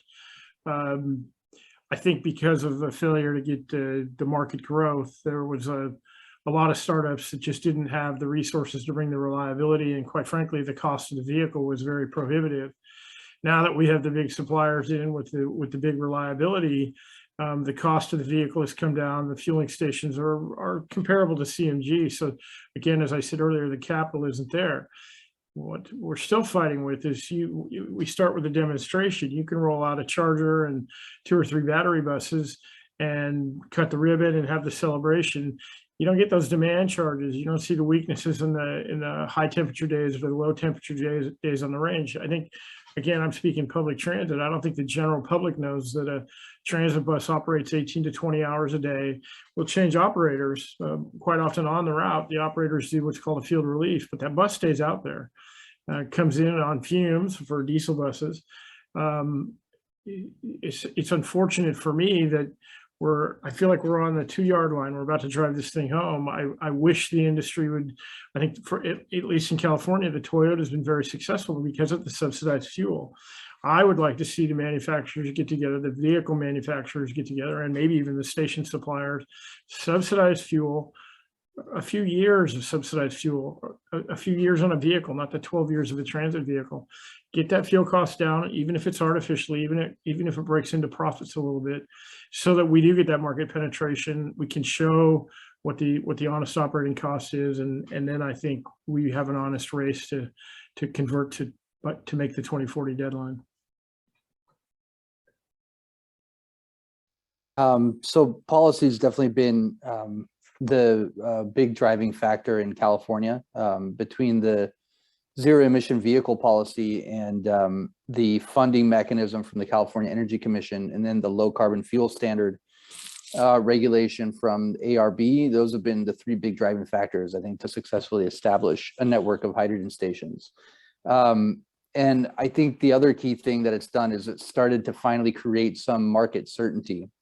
And I think that's unlocked private investment, and now there seems to be plenty of private investment to going in. But I think more importantly, the thing that market certainty creates is the big challenge that is affecting us right now in hydrogen, which is the supply chains for both the equipment for hydrogen refueling stations, and equipment for production and distribution of the fuel, and then the supply chains for the fuel itself. And I think that's going to get to Michael's issue of driving the cost down. Today, for example, I can't go out and buy fueling station equipment that is actually commercially viable and works. I'm basically beta testing equipment on customers, right? Which is not a real market scenario. It's also too expensive, and I can't get it as fast as I want it. So if you have market certainty, I think, and we're working very closely with suppliers as well, but I hope that the right amount of effort goes into equipment development, equipment testing, equipment availability, so that we can deploy this market fast enough, achieve scale, and then through all that achieve cost reduction that's needed in order to be more competitive. So I think the policy has set the stage. The policy is really critical, and now I think we're in a position for private industry to respond And, you know, unfortunately, I think the vehicle manufacturers are a little bit ahead of us on the infrastructure side, and having to work through some of that pain where their customers are, you know, not experiencing a fully commercial system that's ready for the commercial market. And we're having to do some beta testing on customers. But I think we're turning the corner here pretty fast and going to be offering a very competitive and compelling solution on the infrastructure side over the next couple of years. So we're getting there. I'll echo what Shane said, of course, and maybe add to it. On the de-risking side, I think we're trying to approach it in a couple different ways. One, trying to control the things that we can control. And by that, I mean adding new ways of bringing hydrogen into the market. So becoming more vertically integrated. So we need to have a portfolio of sources of hydrogen. So we'll be buying from all the traditional areas. But in addition, we want to create incentive for new investment to go into new hydrogen production. Full-on green hydrogen production, and more capacity coming into the market of a diverse nature will add resiliency.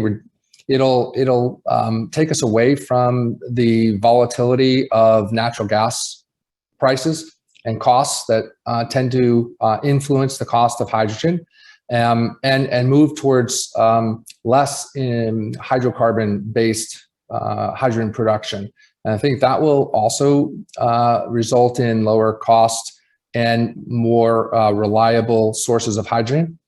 We're investing in transportation technology, transportation equipment, like other companies, to be able to ensure that we can never run out and go to an abundance of different locations. So, you know, we've had challenges of staying online, but we are taking steps, like other companies are, to take control of our destiny. I'd say another area of de-risking is really around, to achieve scale, a lot of capital is required. And capital the cost of that capital is a function of how much risk. And so to build a very large scale hydrogen production facility, or even building hydrogen stations without the certainty of demand, increases your cost of capital. And to the extent that we can create mechanisms to create some type of a floor, like the HRI program has done for building stations larger, we had a mechanism similar to that with production. So we could build capacity in excess of what we would be able to demonstrate as committed demand.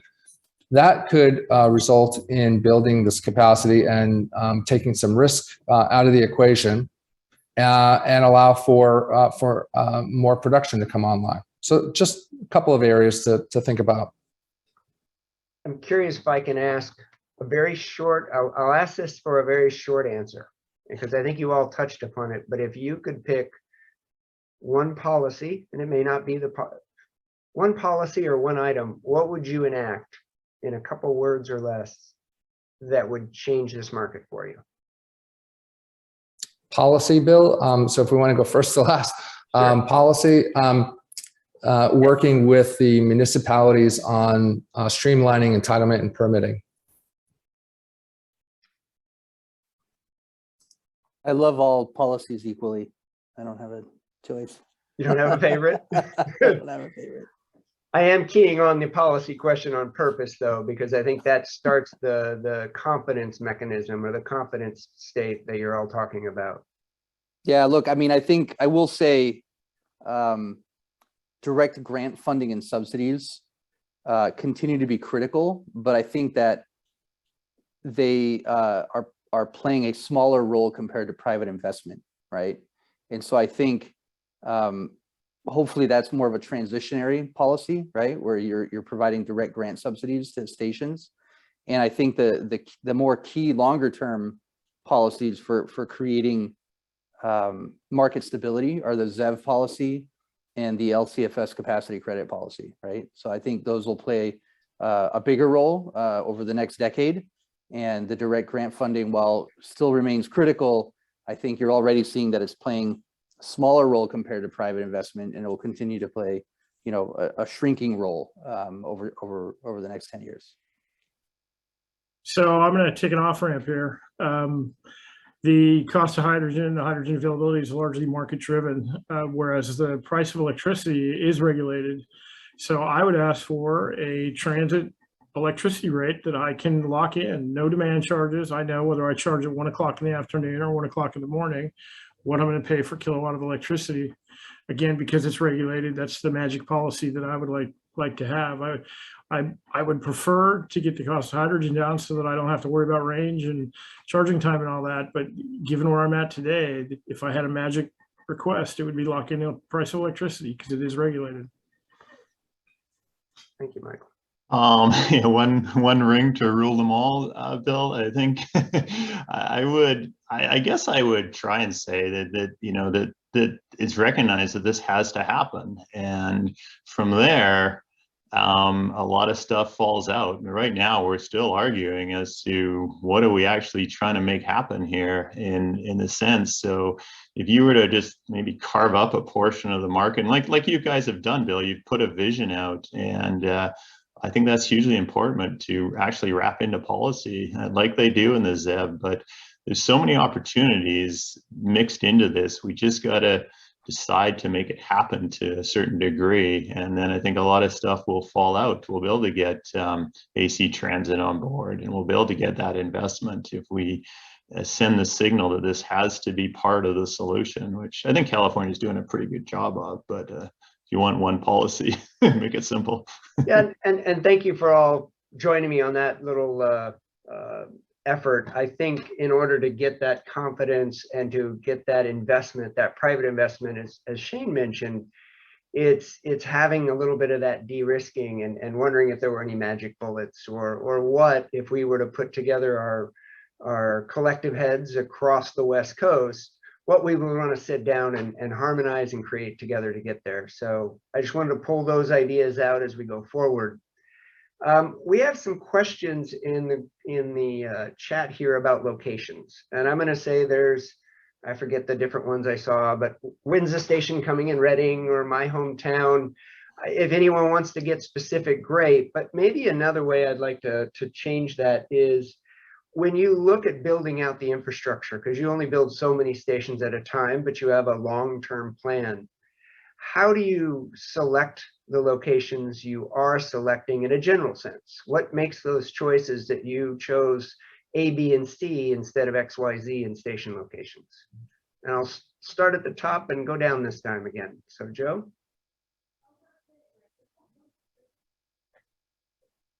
Sure, Bill. Well, we try to build in a couple of ways. So how do we go with our site selection? Well, we try to really understand the market, where the car is going to be deployed, and the various reports that CARB issues and relationships with the various OEMs to try to hone in on where the cars are going to go. So nothing real smart about that, but that's one area. The fact that the HRI programs do have some constraints about where you can locate, that has an influencing factor as well. And then, of course, it really comes down to the availability and the fit of the equipment that you can put into a community, and the readiness and interest of a community to welcome in a station. So I'm sure there's lots of other important areas, and Shane will cover those.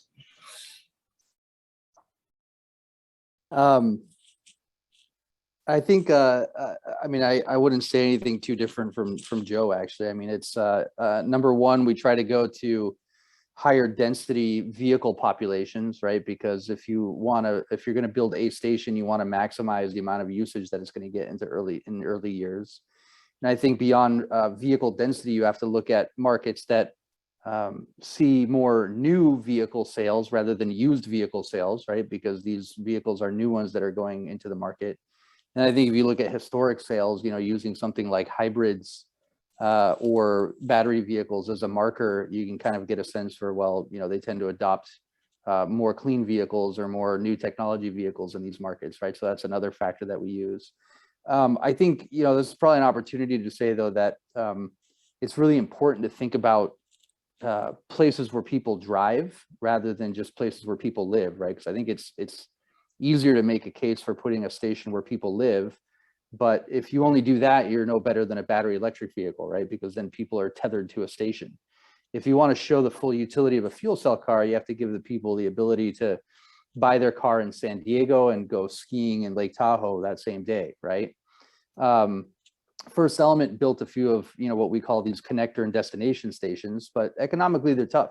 So I think it shouldn't be, it's maybe a smaller but very critical piece to consider. How do we incentivize and make sure that those stations get built so that, it's an attractive consumer experience that people are used to. They can drive places like Las Vegas, which you can't do from LA today, right? Or drive places like Oregon, which you can't do from San Francisco today.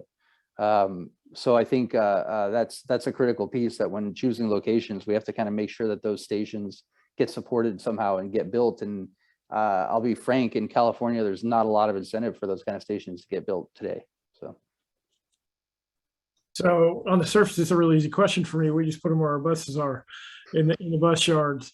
But I will tell you, the other side of the equation for us is the capital to replace the fleet.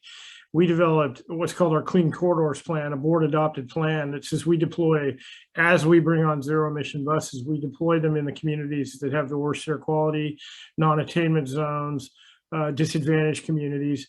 That has resonated with the state of California in getting us some fairly large grants, enough to buy almost 50 zero emission buses because of that commitment to deploy in clean corridors.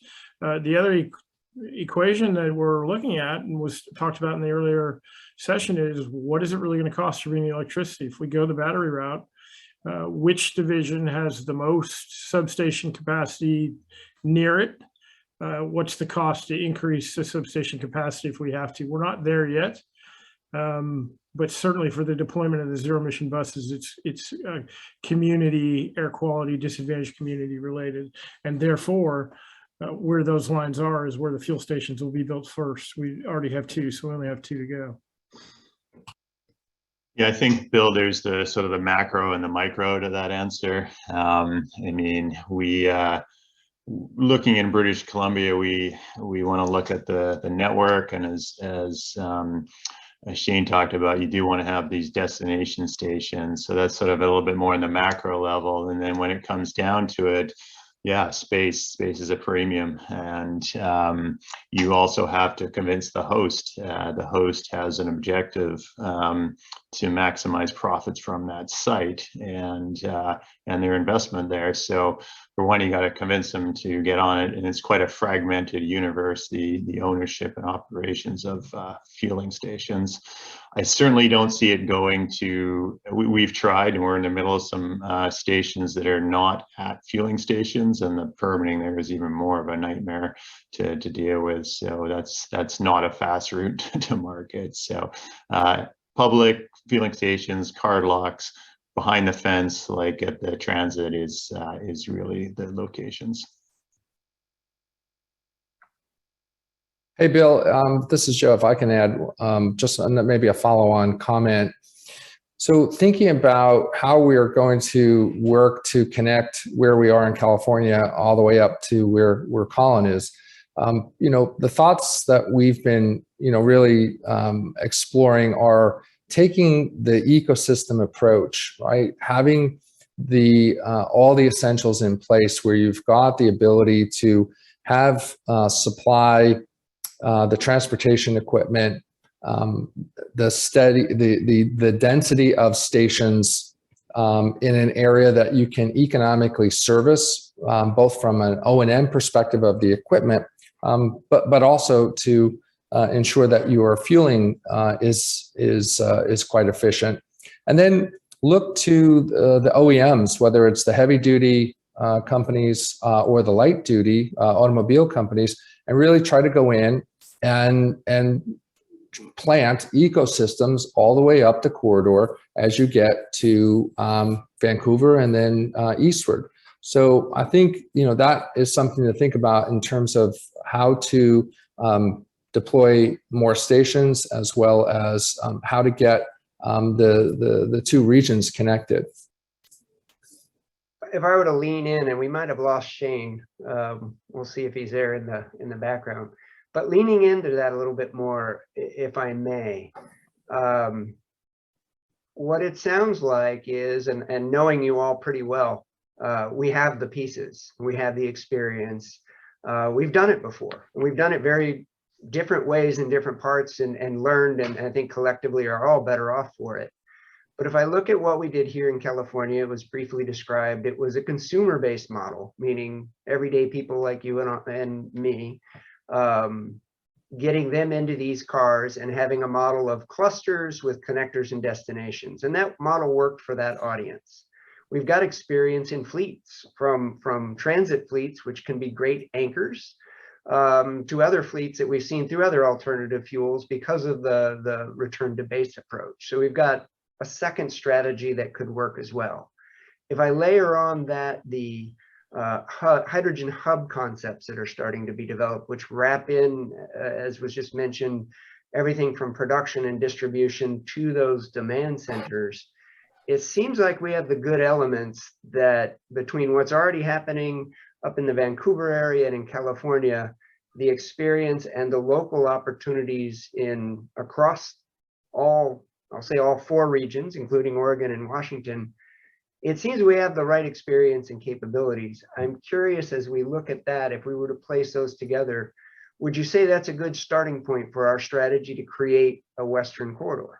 Would you see any egregious issues to how we might need to reconsider that, or really excited about something like that?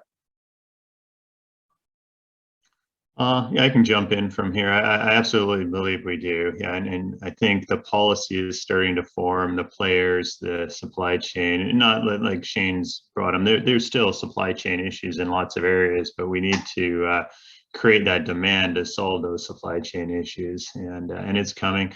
I am more of a proponent of the light duty to pave the way than perhaps a lot of people are. And Bill, I'd love your input on that for the crowd. That I think it's paramount that it gets promoted. It drives so many aspects of what we need to do. As we talked about, trans and heavy duty in the previous are a lot less, and the vehicles aren't actually available today. So that's my take on it, and I'd be curious after the comments for you to add to that. I'm not sure I can add a whole lot. Certainly, you know, we're proud of our dual use station in Emeryville.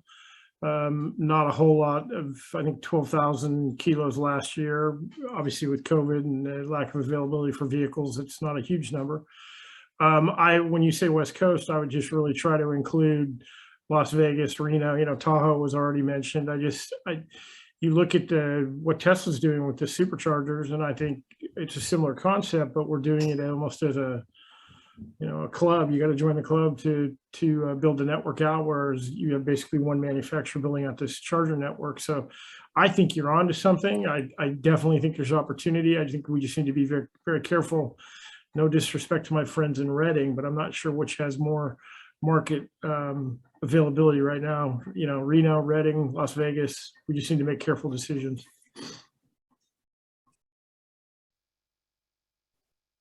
Joe?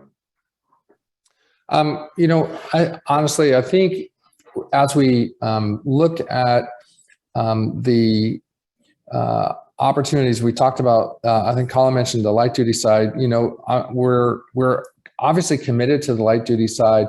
You look at the transportation hubs, and you look at the value of goods that are transported, you know, from Vancouver to Tijuana and eastward to Las Vegas and on to Phoenix.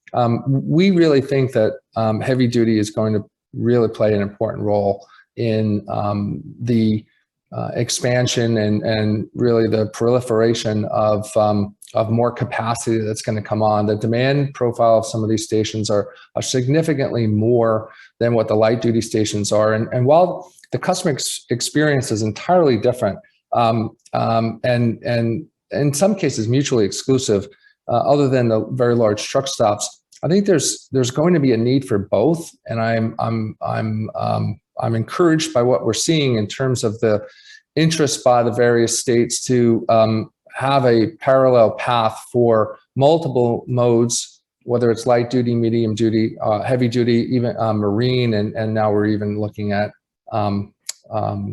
airplanes. So I think it's going to take a multitude of demand creation to really launch this, and not just one. Yeah, and I want to say that I'm going to keep going here, and I see we're about to wrap up. I think AC Transit's been a center of excellence and a model, and to me, the fleet opportunity that can go anywhere, and that as a hub or as a base load, I think will create the kind of scale we need, and it's very manageable, it's very doable. We have the experience in AC Transit, and others around the country have been doing that. I think back to Colin, your question on the light duty, I'm absolutely with you, because as much as we will see even more battery cars coming to the market, in California, the light duty hydrogen fuel cell market's the only ZEV market in the world that's shown a path to sustainability, meaning a real market supply and demand. It can be achieved by the end of the decade if we keep doing what we're doing. And what's important to that is that's going to drive those costs down, not just for that light duty market, but for those transit fleets, the truck fleets, and every other application we might find. So to me, light duty market in California very specifically is that down payment or that sphere point to enable the rest of the hydrogen economy.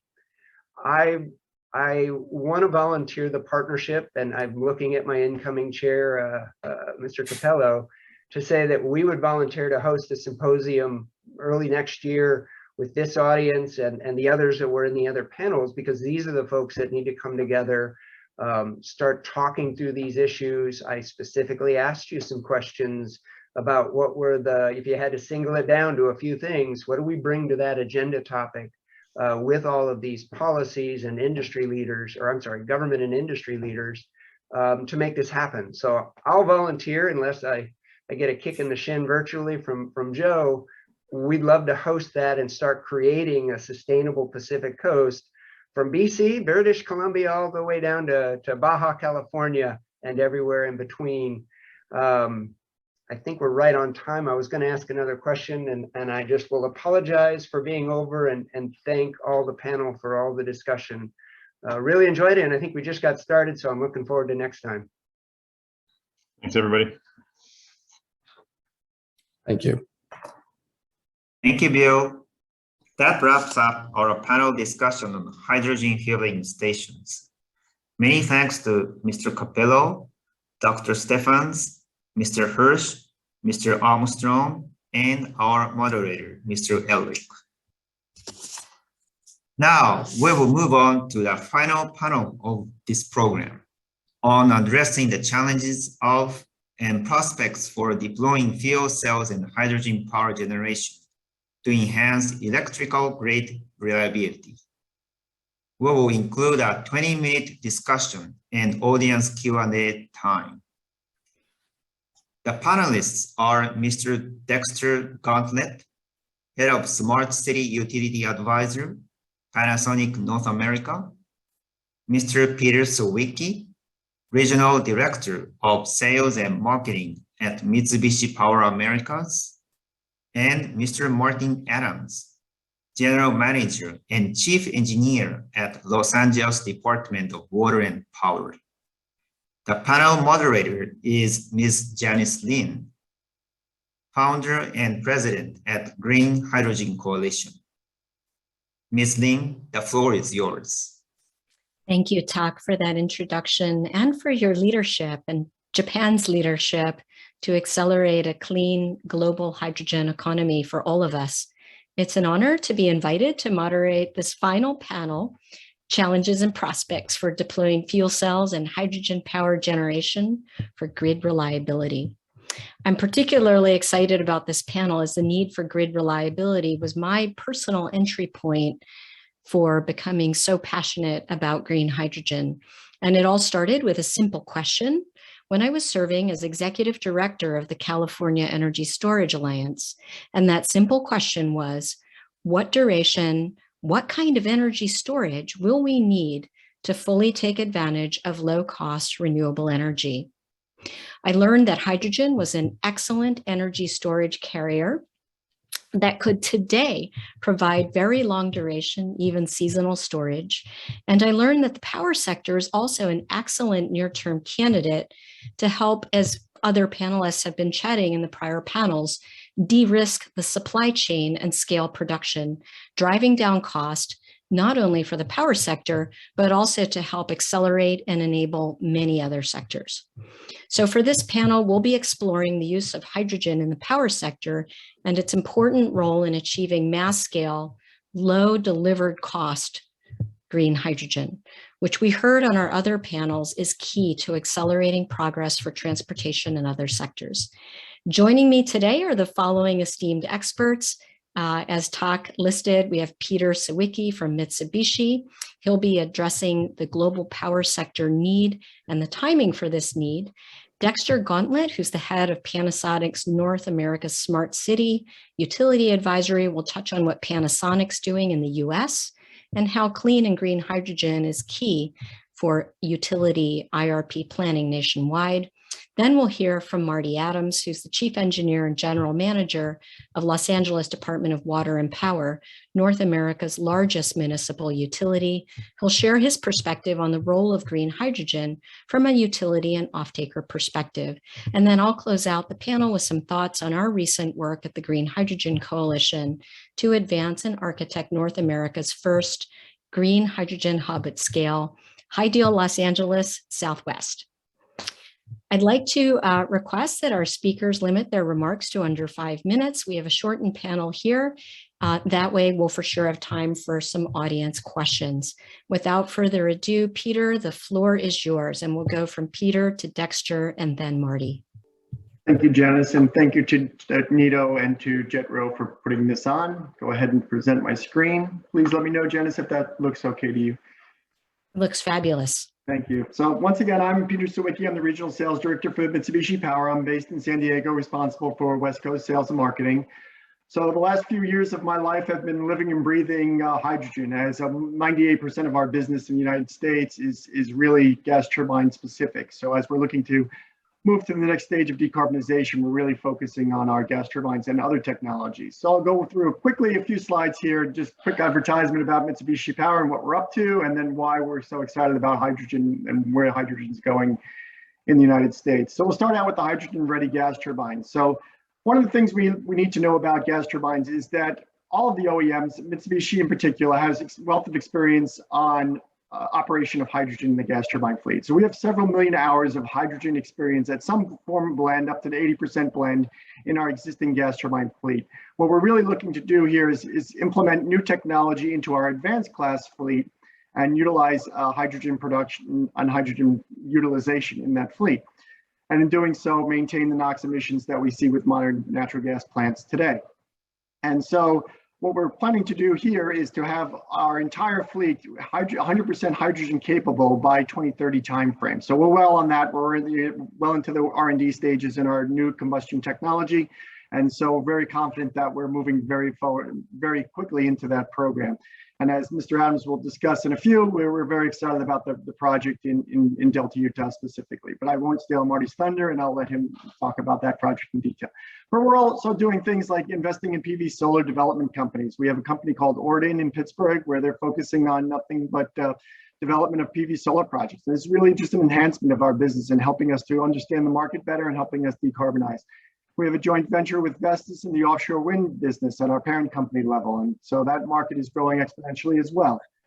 We have a lithium ion battery group within the Mitsubishi Power Americas team, which is also growing significantly. We recently commissioned our first unit in Southern California, first large scale unit, I'll say. And we've got several other units that we've announced for commercial operations shortly. And that business is also growing exponentially. So for the short duration storage market, we are excited about batteries. So this will not be a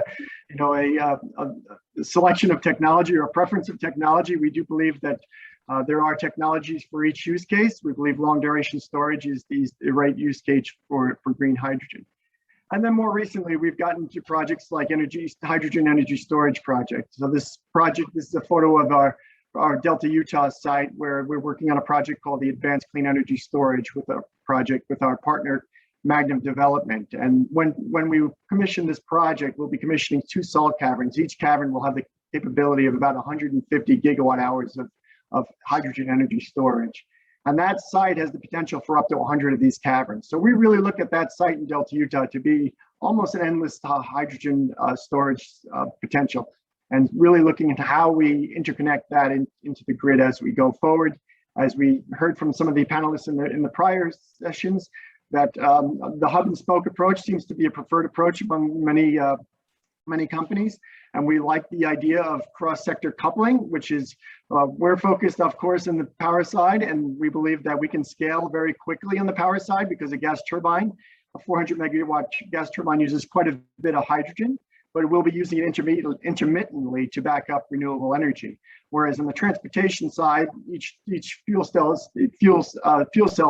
vehicle and charging station will not use quite as much, not quite as energy intensive, but we'll be utilizing that energy around the clock. So this idea of cross-sector coupling is extremely important as we look at hydrogen and collaboration. And as Janice will speak to with the High Deal LA, the idea of this hub approach is critical in moving hydrogen forward, at least in the minds of Mitsubishi Power.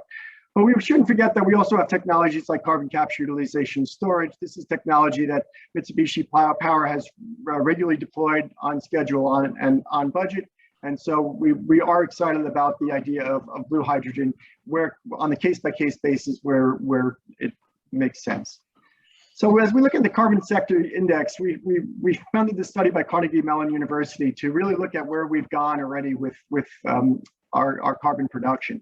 And we can already say we're 40% below the 2001 levels of carbon. That's mostly due to cheap natural gas and the implementation of massive amounts of solar and wind. But as we look at what this looks like going forward and how do we get to these zero carbon numbers that we're all charging towards, we will be doing that with low cost of storage, lithium-ion battery solutions on the short duration side. So we're seeing a massive growth of that. But as we move forward here, we really believe that hydrogen will play an important role in that segment.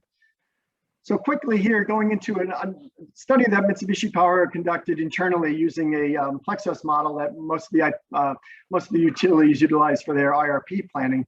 We looked at a grid with and without hydrogen. And the key takeaways here are, first of all, we couldn't get the model to converge without the use of hydrogen. You see massive overgeneration, massive curtailment. And as we move into a pro-hydrogen scenario where we utilize hydrogen, you can see the grid is more efficiently built out. So we see what comes out to be a 20% lower system cost to reach net zero hydrogen, which is kind of counterintuitive when people think of hydrogen as being a very expensive infrastructure. That is true, but if we think about the massive overbuild out that would be needed to reach carbon zero without the use of hydrogen as a long duration storage medium, that system cost, it winds up actually being more expensive. And so as we look at how that operates throughout the year, we see hydrogen charging and discharging during just different parts of the year. And this what we can accomplish with battery solution alone. Now, you know, battery will help us with the intraday market, shifting power around from afternoons to evenings. But as we look at this idea of shifting throughout the year, this is where hydrogen really play an important role. And our modeling has really supported that evidence that, you know, in the winter months that we will be storing hydrogen through the spring and then utilizing that hydrogen in the summer months when we have more energy intensive. Sorry, I talked really fast. I know I only had a few minutes to go through this, but looking forward to the Q&A after. Thank you, Janice. Appreciate it. Thank you, Peter. So without further ado, let's move on to Dexter for your opening comments. Dexter, the floor is yours. Great, thank you. Let me share my screen here.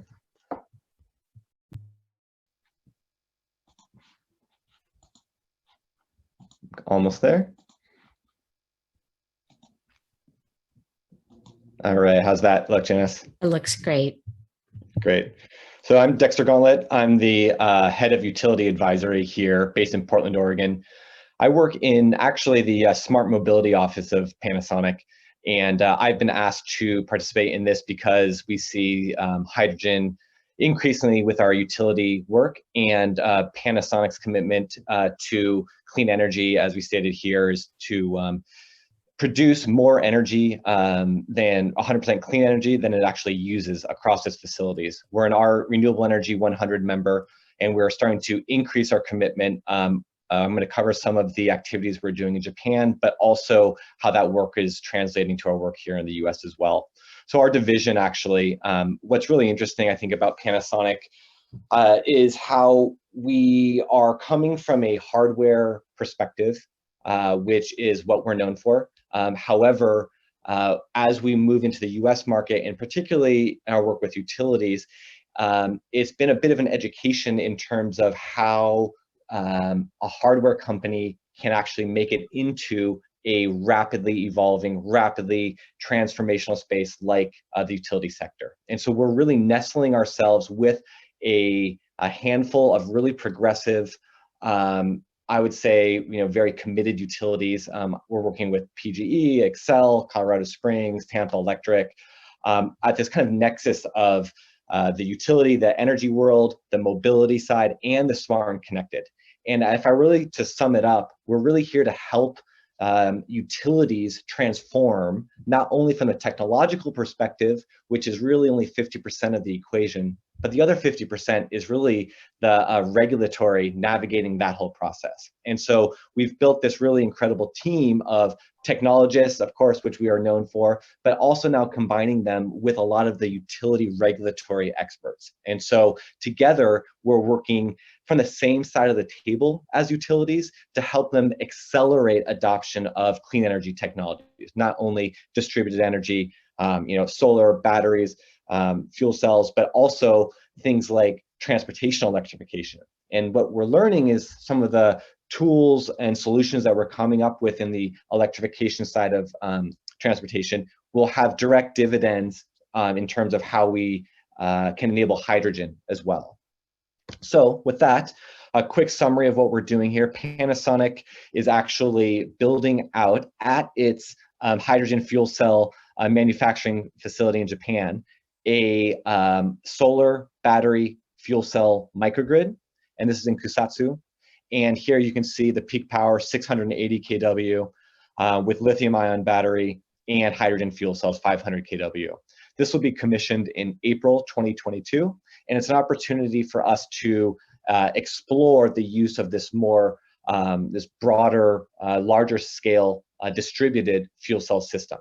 Now, as you'll know, if you've been living in Japan, it sounds like half of the audience is in Japan. Panasonic is an absolute leader in fuel cells, where we have about half of the market share from the NFARM program. As of April 2021, 200,000 units, which is just over half of the total units deployed as part of that program. So we know the market really well there. The next generation of hydrogen fuel cells Panasonic is working on, pure hydrogen, switching away from natural gas-based fuel cells. This is what customers demand and what our climate is requiring. And the ability to scale beyond just the residential side. So as you know, we've started with the smaller units, and now in a couple of specific case studies in smart city applications here and these pilot programs in Harumi Flag project, we're increasing that to 30 kW, eventually up to 300 kW, and then eventually 1 megawatt in the future. So again, this is kind of the, to use the old term, the silver buckshot approach here. We know that the future is going to be a combination of all of these distributed energy technologies, and fuel cells have an important role. Ultimately, we know, again, though, that the go-to-market strategy matters. In the US market in particular, you cannot just have the best technology in and of by itself. Panasonic does produce the best technology. However, it's a much more complicated ecosystem in the United States. And that kind of close relationship with utilities and close relationship with customer that we bring is enabling us to build this kind of ecosystem of partners working throughout the value chain. So that's what we are here to take a longer term approach to in the US. My final slide here, representing again the utility perspective. I'm a utility guy, really focused on new business models. And again, I can't understate the importance of supporting utilities through this process and how important that is. If you're a hardware producing company, you can't just expect it to be adopted just because it's a good technology. You have to understand the local regulations. You have to understand how each utility, what their priorities are, and how you can make it a win-win, not only for the utility and their customers, but also to fit in this regulatory system. Here's on the left here, we see a lot of the announcements that utilities have been active with, really focused on centralized generation, as was mentioned, long duration and seasonal energy storage. But also over time, we're going to start to see this distributed energy play a larger role as well. And so we saw the Earthshot Awards, 50 million for 31 projects around next generation clean hydrogen technologies. Again, fuel cells will gain market acceptance here, but will require utilities to continue facilitating distributed energy resources more broadly. So we all know solar and storage are the king right now. But as we expand the more the industrial sector to decarbonize, fuel cells in particular will play a strong role there. So I'll look forward to the discussion later. Thank you, Dexter. It was a very informative presentation and a great setup for our next speaker, who's a utility executive. I'd like to cede the floor to Marty Adams, General Manager of LADWP. Janice, thank you very much. It's great to be with everyone. I know you've all had a long afternoon, and I hope that this panel proves to be a good wrap up for the day. So I head up the largest municipal utility in the nation. That's the LA Department of Water and Power. Just for reference, if you're not familiar with Los Angeles, we're the second largest city in the country with about 4 million residents. Our water and power service is just the city of LA, but the city of LA itself is one of the biggest economic drivers in the world. It encompasses almost 500 square miles of area. And we actually, in our power supply, for reference, we get power from currently 5 different states that we bring into Southern California, into the Los Angeles region, to supply power to drive the city. So I want to just take you on a little path quickly to tell you how hydrogen is going to play a key role in the future for the city of Los Angeles power supply. Peter mentioned Intermountain Power Project, which currently is a very large coal plant in Delta, Utah, many hundred miles to the east of us. And that coal plant is going away and becoming a natural gas plant. But during that transition to natural gas, the new plant will also be constructed so as to use hydrogen. And on day one in 2025, when it turns on, we will be ready and capable and have the supply to burn 30% hydrogen blend with our natural gas. And in Delta, Utah, we have a very unique situation. We have plenty of land for electrolysis. We have to set up all the systems we need. We have plenty of water supply to convert to hydrogen. And we also have an underground salt dome rock formation, which allows us a really unique opportunity to store hydrogen. And so what we're looking at is this green hub in Utah, where excess renewable energy, particularly solar and sometimes wind at night, which happens a lot. And a lot of times, if we look at the number of megawatts around the world that are turned off, especially in the spring and fall months, putting that energy to use to create green hydrogen, so that's clean hydrogen created by electrolysis, and then store it for when we need it and burn it in a conventional power plant, along with conventional natural gas. Eventually, as we do regular upgrades to the plant, burning 100% green hydrogen. And so that's the project that really got us started on the hydrogen pathway. But then we come to Los Angeles and we look at reliability of the electric grid and how hydrogen plays such a critical role for us. We did the most comprehensive study known by NREL, the National Renewable Electricity Lab, the most detailed study looking at what the future needs would be in Los Angeles to have a clean energy grid. And through millions of runs and models that they ran for us in conjunction with our own staff and a large group of stakeholders that helped to advise this effort, we came up with a plan, a set of options for how to get to the future, how to get to a clean energy future that was reliable and dependable for the city of Los Angeles. One of the key things we learned in that study is that we still need at least 2,500 megawatts of in LA basin generation in order for the grid to be reliable. And we have 4 power plants in the LA basin. We have 3 on the coast and 1 inland. They currently have a capacity of about 3,400 megawatts. And so we're looking at most of that. And some models actually show even more than that in the future being needed to make the grid reliable. The challenge for us is that we need to repower or rebuild 3 of those power plants that sit on the coast that use water that comes in the power plant for once through cooling. It takes water in, puts it back out to the ocean because of the impact on marine life. So we find ourselves at a confluence of several different rules going on. We find that we cannot do once through cooling in the very near future. We have to change these power plants out. We also find that we need to get away from burning gas, and we need to burn something cleaner. And green hydrogen would be that solution, non-polluting, non-carbon producing. And we also find out that we have to have power plants in the LA basin. And so the only solution that we know and we see at this time is to burn hydrogen. And for us, that means burning green hydrogen. And so while we were working on a large project in Delta, Utah, we have a suite of projects right here in the Los Angeles basin, right here in the city of LA in the San Fernando Valley, which will dwarf the project in Delta, Utah in the future. We will need to have 4 power plants where we have existing hubs of energy, existing transmission, and those 4 power plants will have to have a number of power generating units that burn green hydrogen in the future in order to have a sustainable electrical grid and provide the kind of power supply that the city needs for the future and have a green supply.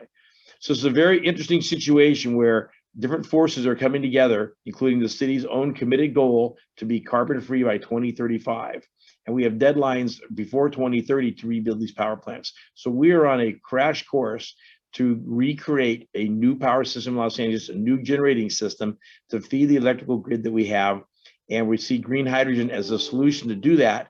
And the only way that we know to accomplish the reliability that we need, we can have solar and wind, but have guaranteed power all the time under every situation and every kind of outage that we endure in the power system as an energy provider, that it's the only way we can do that and do it in a clean fashion. One nice thing about being a municipal utility is that for us, we're listening to our ratepayers. Our ratepayers are the general public, and they're telling us they want a clean energy future. So we're not worried about ratepayers or return on investment. We're worried about properly investing ratepayer dollars for the clean energy future that they want. So here, a municipal utility owned by the people of Los Angeles will be driving the future and driving a green hydrogen economy here in the LA basin. Thank you. Thank you, Marty, and thanks for your leadership. I just want to build on what you shared and perhaps share with our audience today the vision that your leadership is enabling. It's sort of like the spark. It's going to get things going in the LA basin. So I'd like to just share my screen here. Give me one sec. All right. Okay. All right. And I just wanted to share one slide, which is a picture. The question is, that's a lot of hydrogen that's going to be needed in the LA basin that Marty shared. And together with LADWP and a number of other stakeholders in Ideal LA, we undertook a study to share, to figure out, is this possible? And can we achieve mass scale, low cost delivered green hydrogen to the LA basin? We called this effort Ideal LA, and there's a lot of information about this on the website, the Green Hydrogen Coalition website. But I wanted to share with you the vision of what we found. So this was an intense 4-month study. Mitsubishi was also involved and a number of other ecosystem stakeholders. And the short answer is that, yes, we can achieve under $2 per kilogram delivered mass scale green hydrogen. This is feasible before 2030. And it's a bit of a misnomer. We call it Ideal LA. It should really be called Ideal Southwest, because what we're talking about is a regional hub that envisions off-takers in Southern California and connects by 100% hydrogen pipeline to large geologic salt dome formations in central Utah. And that pipeline enables a regional hub that spans California, Arizona, Nevada, and Utah. Just in the interest of time, this was an end-to-end planning study, and we found that we could achieve under $2 per kilogram delivered for quantities on the order of 1 to 3 million metric tons. And this is a mass scale vision. And in the course of this effort, it was multi-sectoral. We interviewed many other off-takers and found that particularly the diesel users in and around Southern California would much more quickly switch out their diesel equipment to fuel cell-based equipment if they had visibility into mass scale supply. So this is the missing link, and we're moving forward with phase 2 of this work. And I invite everybody on this call to collaborate. We're very excited about closer collaboration with Japan on the technology front, and also because someday we're envisioning that this vision could involve not only decarbonization of multiple sectors, but aviation, shipping, also the export of large quantities of low-cost green hydrogen to Japan. So I'm going to stop sharing my screen, and I know we have questions coming in from the audience, which I'm going to bring up. And sorry about that, I shared the presenter view. But I'd love to, just kick off this conversation. And we heard in other panels that mass scale, achieving large volumes of hydrogen is key. And we heard that scale is the key to driving down cost. And just, maybe Marty, just for perspective, I either you or Peter, I'm wondering if you can comment on like how much hydrogen is actually needed. Maybe take IPP as an example. What are we talking about per year in terms of demand? Just for perspective, since we've been talking about all these other applications. Peter's the power plant expert, so I'm going to defer to him on how much hydrogen is needed in terms of volumes. But I will tell you what I was enthused by the other speakers today was the fact that there are these other sectors that are going to be developed right around us to use hydrogen. And so, it's this coming together of all these uses that's going to make the difference. And I think, that's where we really got to band together, because that's where we'll see the economy of scale. And if we all go independently, then we're all going to suffer independently. If we go together, we'll win together. So Peter, how are you on volumes there? Yeah, so modern combined cycle gas turbine, not specific to the IPP project, is somewhere in the order of 600 tons per day. And we're looking at, as Marty mentioned, this idea of cross-sector coupling is critical, because if you're looking at, a typical hydrogen fueling station, that's 5 tons per day, but the usage rate is very different. The use case is very different. So what we really want to do is, as we're implementing all these electrolyzers, installing all these electrolyzers, we really want to get those capacity factors as high as we can, so we can really maximize the usage of that. So in doing so, we bring the sectors together, and we can really maximize the capacity factors and really deploy that capital efficiently. Thanks. And we have, the possibility to, as you said, bring together all these different applications to optimize that capacity factor and to be able to afford infrastructure that'll enable really low delivered cost. And I'm wondering, Marty, if you could speak to, you mentioned that IPP has like a lot of really important factors out there that are enabling the conversion of intermountain power, which is exciting. You mentioned the salt dome, it's a conversion. We have water resources, renewable energy resources. How are those, that situation, like how are you thinking about the vision of replicating that in the LA basin, and what are the opportunities, I would say, specifically, because we've heard from the transportation sector panel, we've heard about fuel cells, share more about your vision of what that might look like in LA. So, it's an interesting challenge. As you said, at IPP in Utah, literally the salt dome is across the street. And so we have everything we need, it's like real estate, location, location, location, right? So that is the perfect setup for a big hydrogen project, kind of first of its kind at that scale. But now when you bring it into an urban area, it's a whole different ballgame. We don't have the same structures, geologic structures underground to store the hydrogen. And so there becomes a question. The earlier conversation about, are we shipping hydrogen as a gas? Is it shipped as a liquid? Do we ship it as ammonia? And so we need to decide, what does the delivery pipeline look like? And where are we going to hold it? I'm going to run a power system, and I'm going to generate power using hydrogen. I don't want to be in the business of generating hydrogen, and I like to deal with it and handle it as little as possible, because right now I bring in natural gas and I just have a service connection. I handle as little as possible. So if I have to get in the ammonia game and other things, it's a different deal for a utility.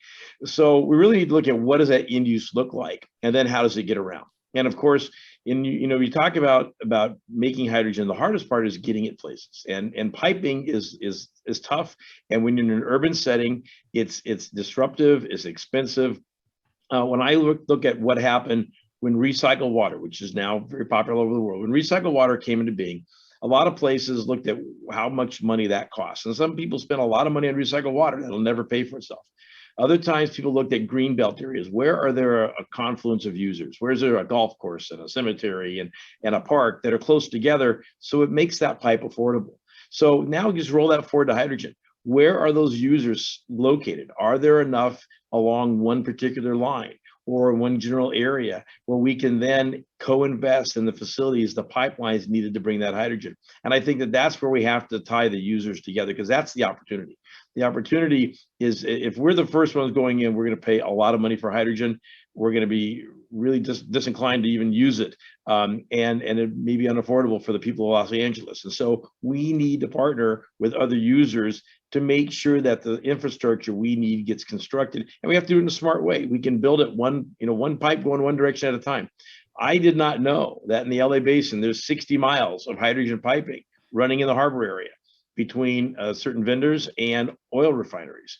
How do we parlay into that? How do we get that hydrogen become green hydrogen instead of the gray hydrogen it is today? How do we get it to become green hydrogen? And how do we build out that system? How do we take advantage of that infrastructure? And so that's the key, because anything in the ground that's hard scale construction, that's where the money really, really comes to play. And that's where we need to really leverage our cooperation together. Thanks, Marty. And that's really big scale. And the opportunity is very exciting. There is this other infrastructure called the electric power infrastructure, which may be able to produce hydrogen in local pockets and with fuel cells, provide resilient power. And Dexter, I'm wondering if you could comment from the fuel cell perspective, the applications that you see and what some of the barriers are to that use. I know you've made a ton of progress on that in Japan. How could we go faster here in North America? Oh, wow.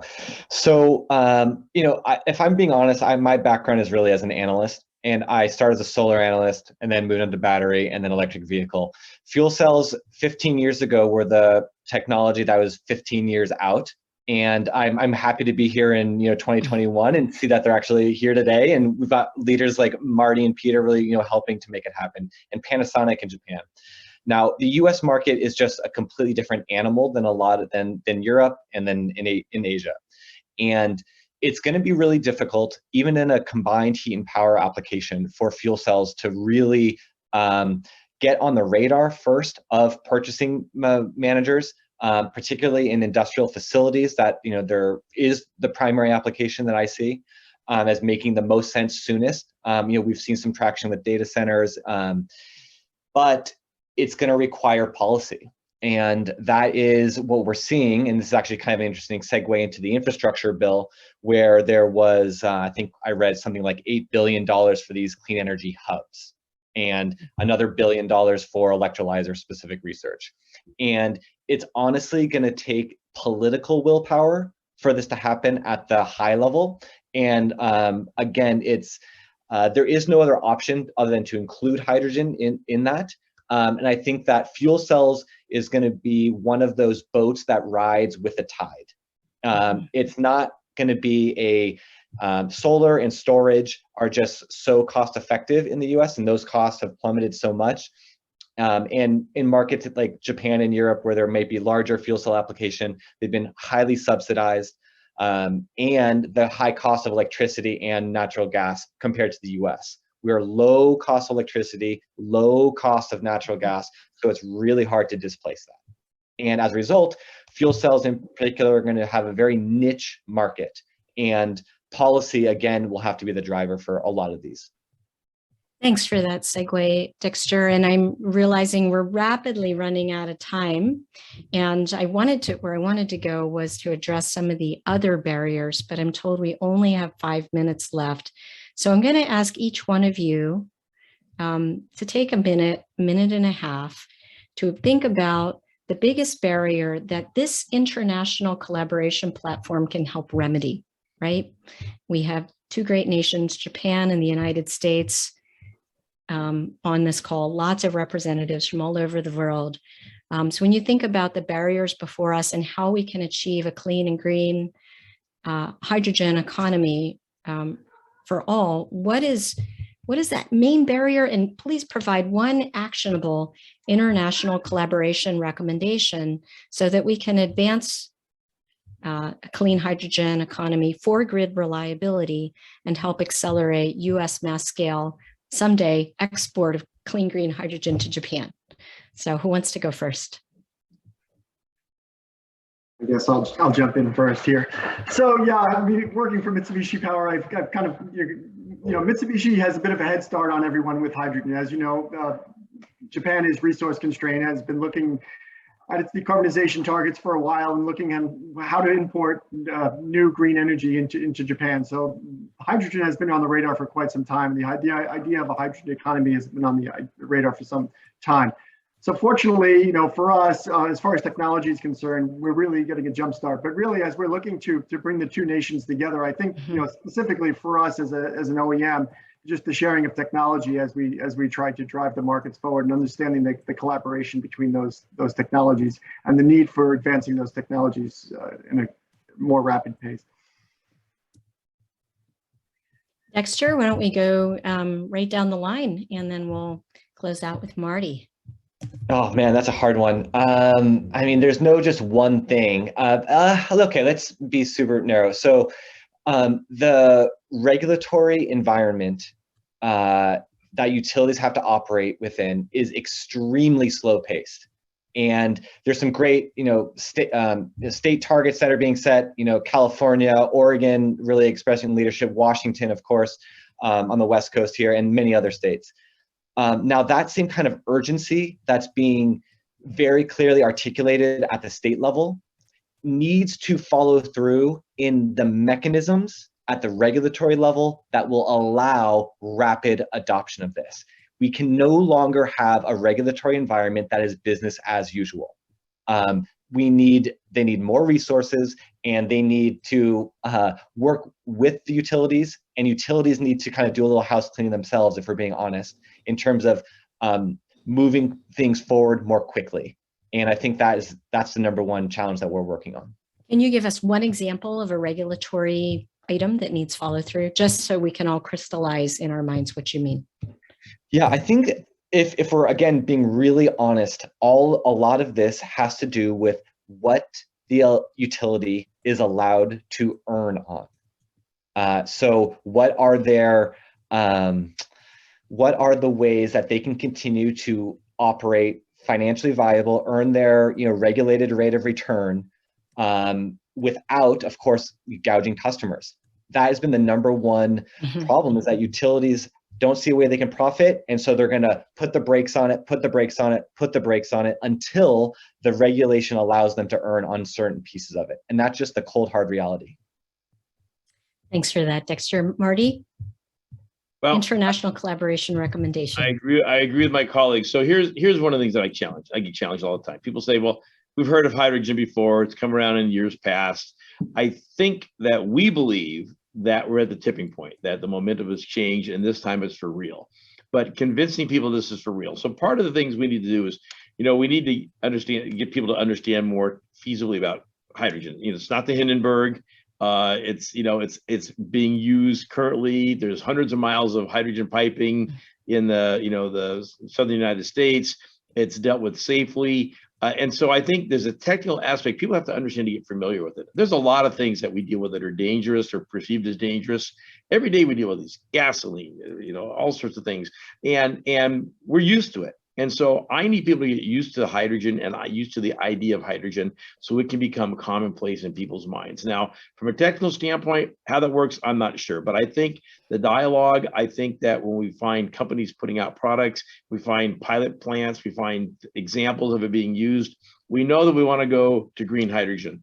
There may be some other colors in the rainbow that we get there in the meantime, but I need to see some hydrogen being used right now to show people that this works, technology is real. It can be used, it can be the fuel of the future. And so anytime there's an example of hydrogen in use, particularly in use in a combustion form for me, that is hugely important to show people this is actually reality. It does actually work. It can actually replace the carbon producing fuels that we have now. Thanks, Marty. And I'd so grateful to all of you. My moderator's prerogative, I just want to build on this idea. For my one recommendation is, I think there's tremendous opportunity for the US and Japan, California and Japan to collaborate to start putting that infrastructure in the ground right now. It's going to take a little bit of time to get that hydrogen pipeline in place, but there's no reason we can't say move forward with a significant commercial scale, say, electrolysis demonstration right there in the Port of LA to demonstrate multi-sectoral use to supply some green hydrogen using LADWP's electric system, for example, bringing in green electrons, super cheap green electrons from the Southwest regional part of the United States to produce green hydrogen to serve power plants, fueling stations, maybe some cargo handling equipment. We heard from the Port of Long Beach earlier today, even aviation. We are this close to launching all renewable green hydrogen flight here in California. And this is a project that I couldn't imagine a better collaboration that could be launched. So thank you all, four of you. Thank you, Tak, for allowing us to close out today's session. And thank you for the audience for listening in. Thanks a lot, Janice. That wraps up our panel discussion on fuel cells and hydrogen power generation. Thank you, Mr. Gauntlet, Mr. Sawicki, Mr. Adams, for your valuable insight and a lively discussion. Thanks also to our moderator, Ms. Lin, and to the audience for all the great questions. Thank you. And with that, it's time to bring the second session of our two-day conference to a close. On behalf of NIDO and JETRO, I'd like to thank all of our special guests and participants who have made this event possible with their time, perspectives, insight, and lively discussions, and to our moderators for keeping the panels moving smoothly. Thanks are also due to the representatives of the state of California, Oregon, Washington, and the province of British Columbia for their support and commitment to a clean energy future. Finally, thank you to our audience for attending and providing all of the great questions. We hope that this conference has been valuable to you and that you come away from it with a deeper understanding, new connections, and ideas. A questionnaire will appear on the screen when you leave the seminar. We would greatly appreciate it if you could cooperate with that. Thanks again, and have a great evening.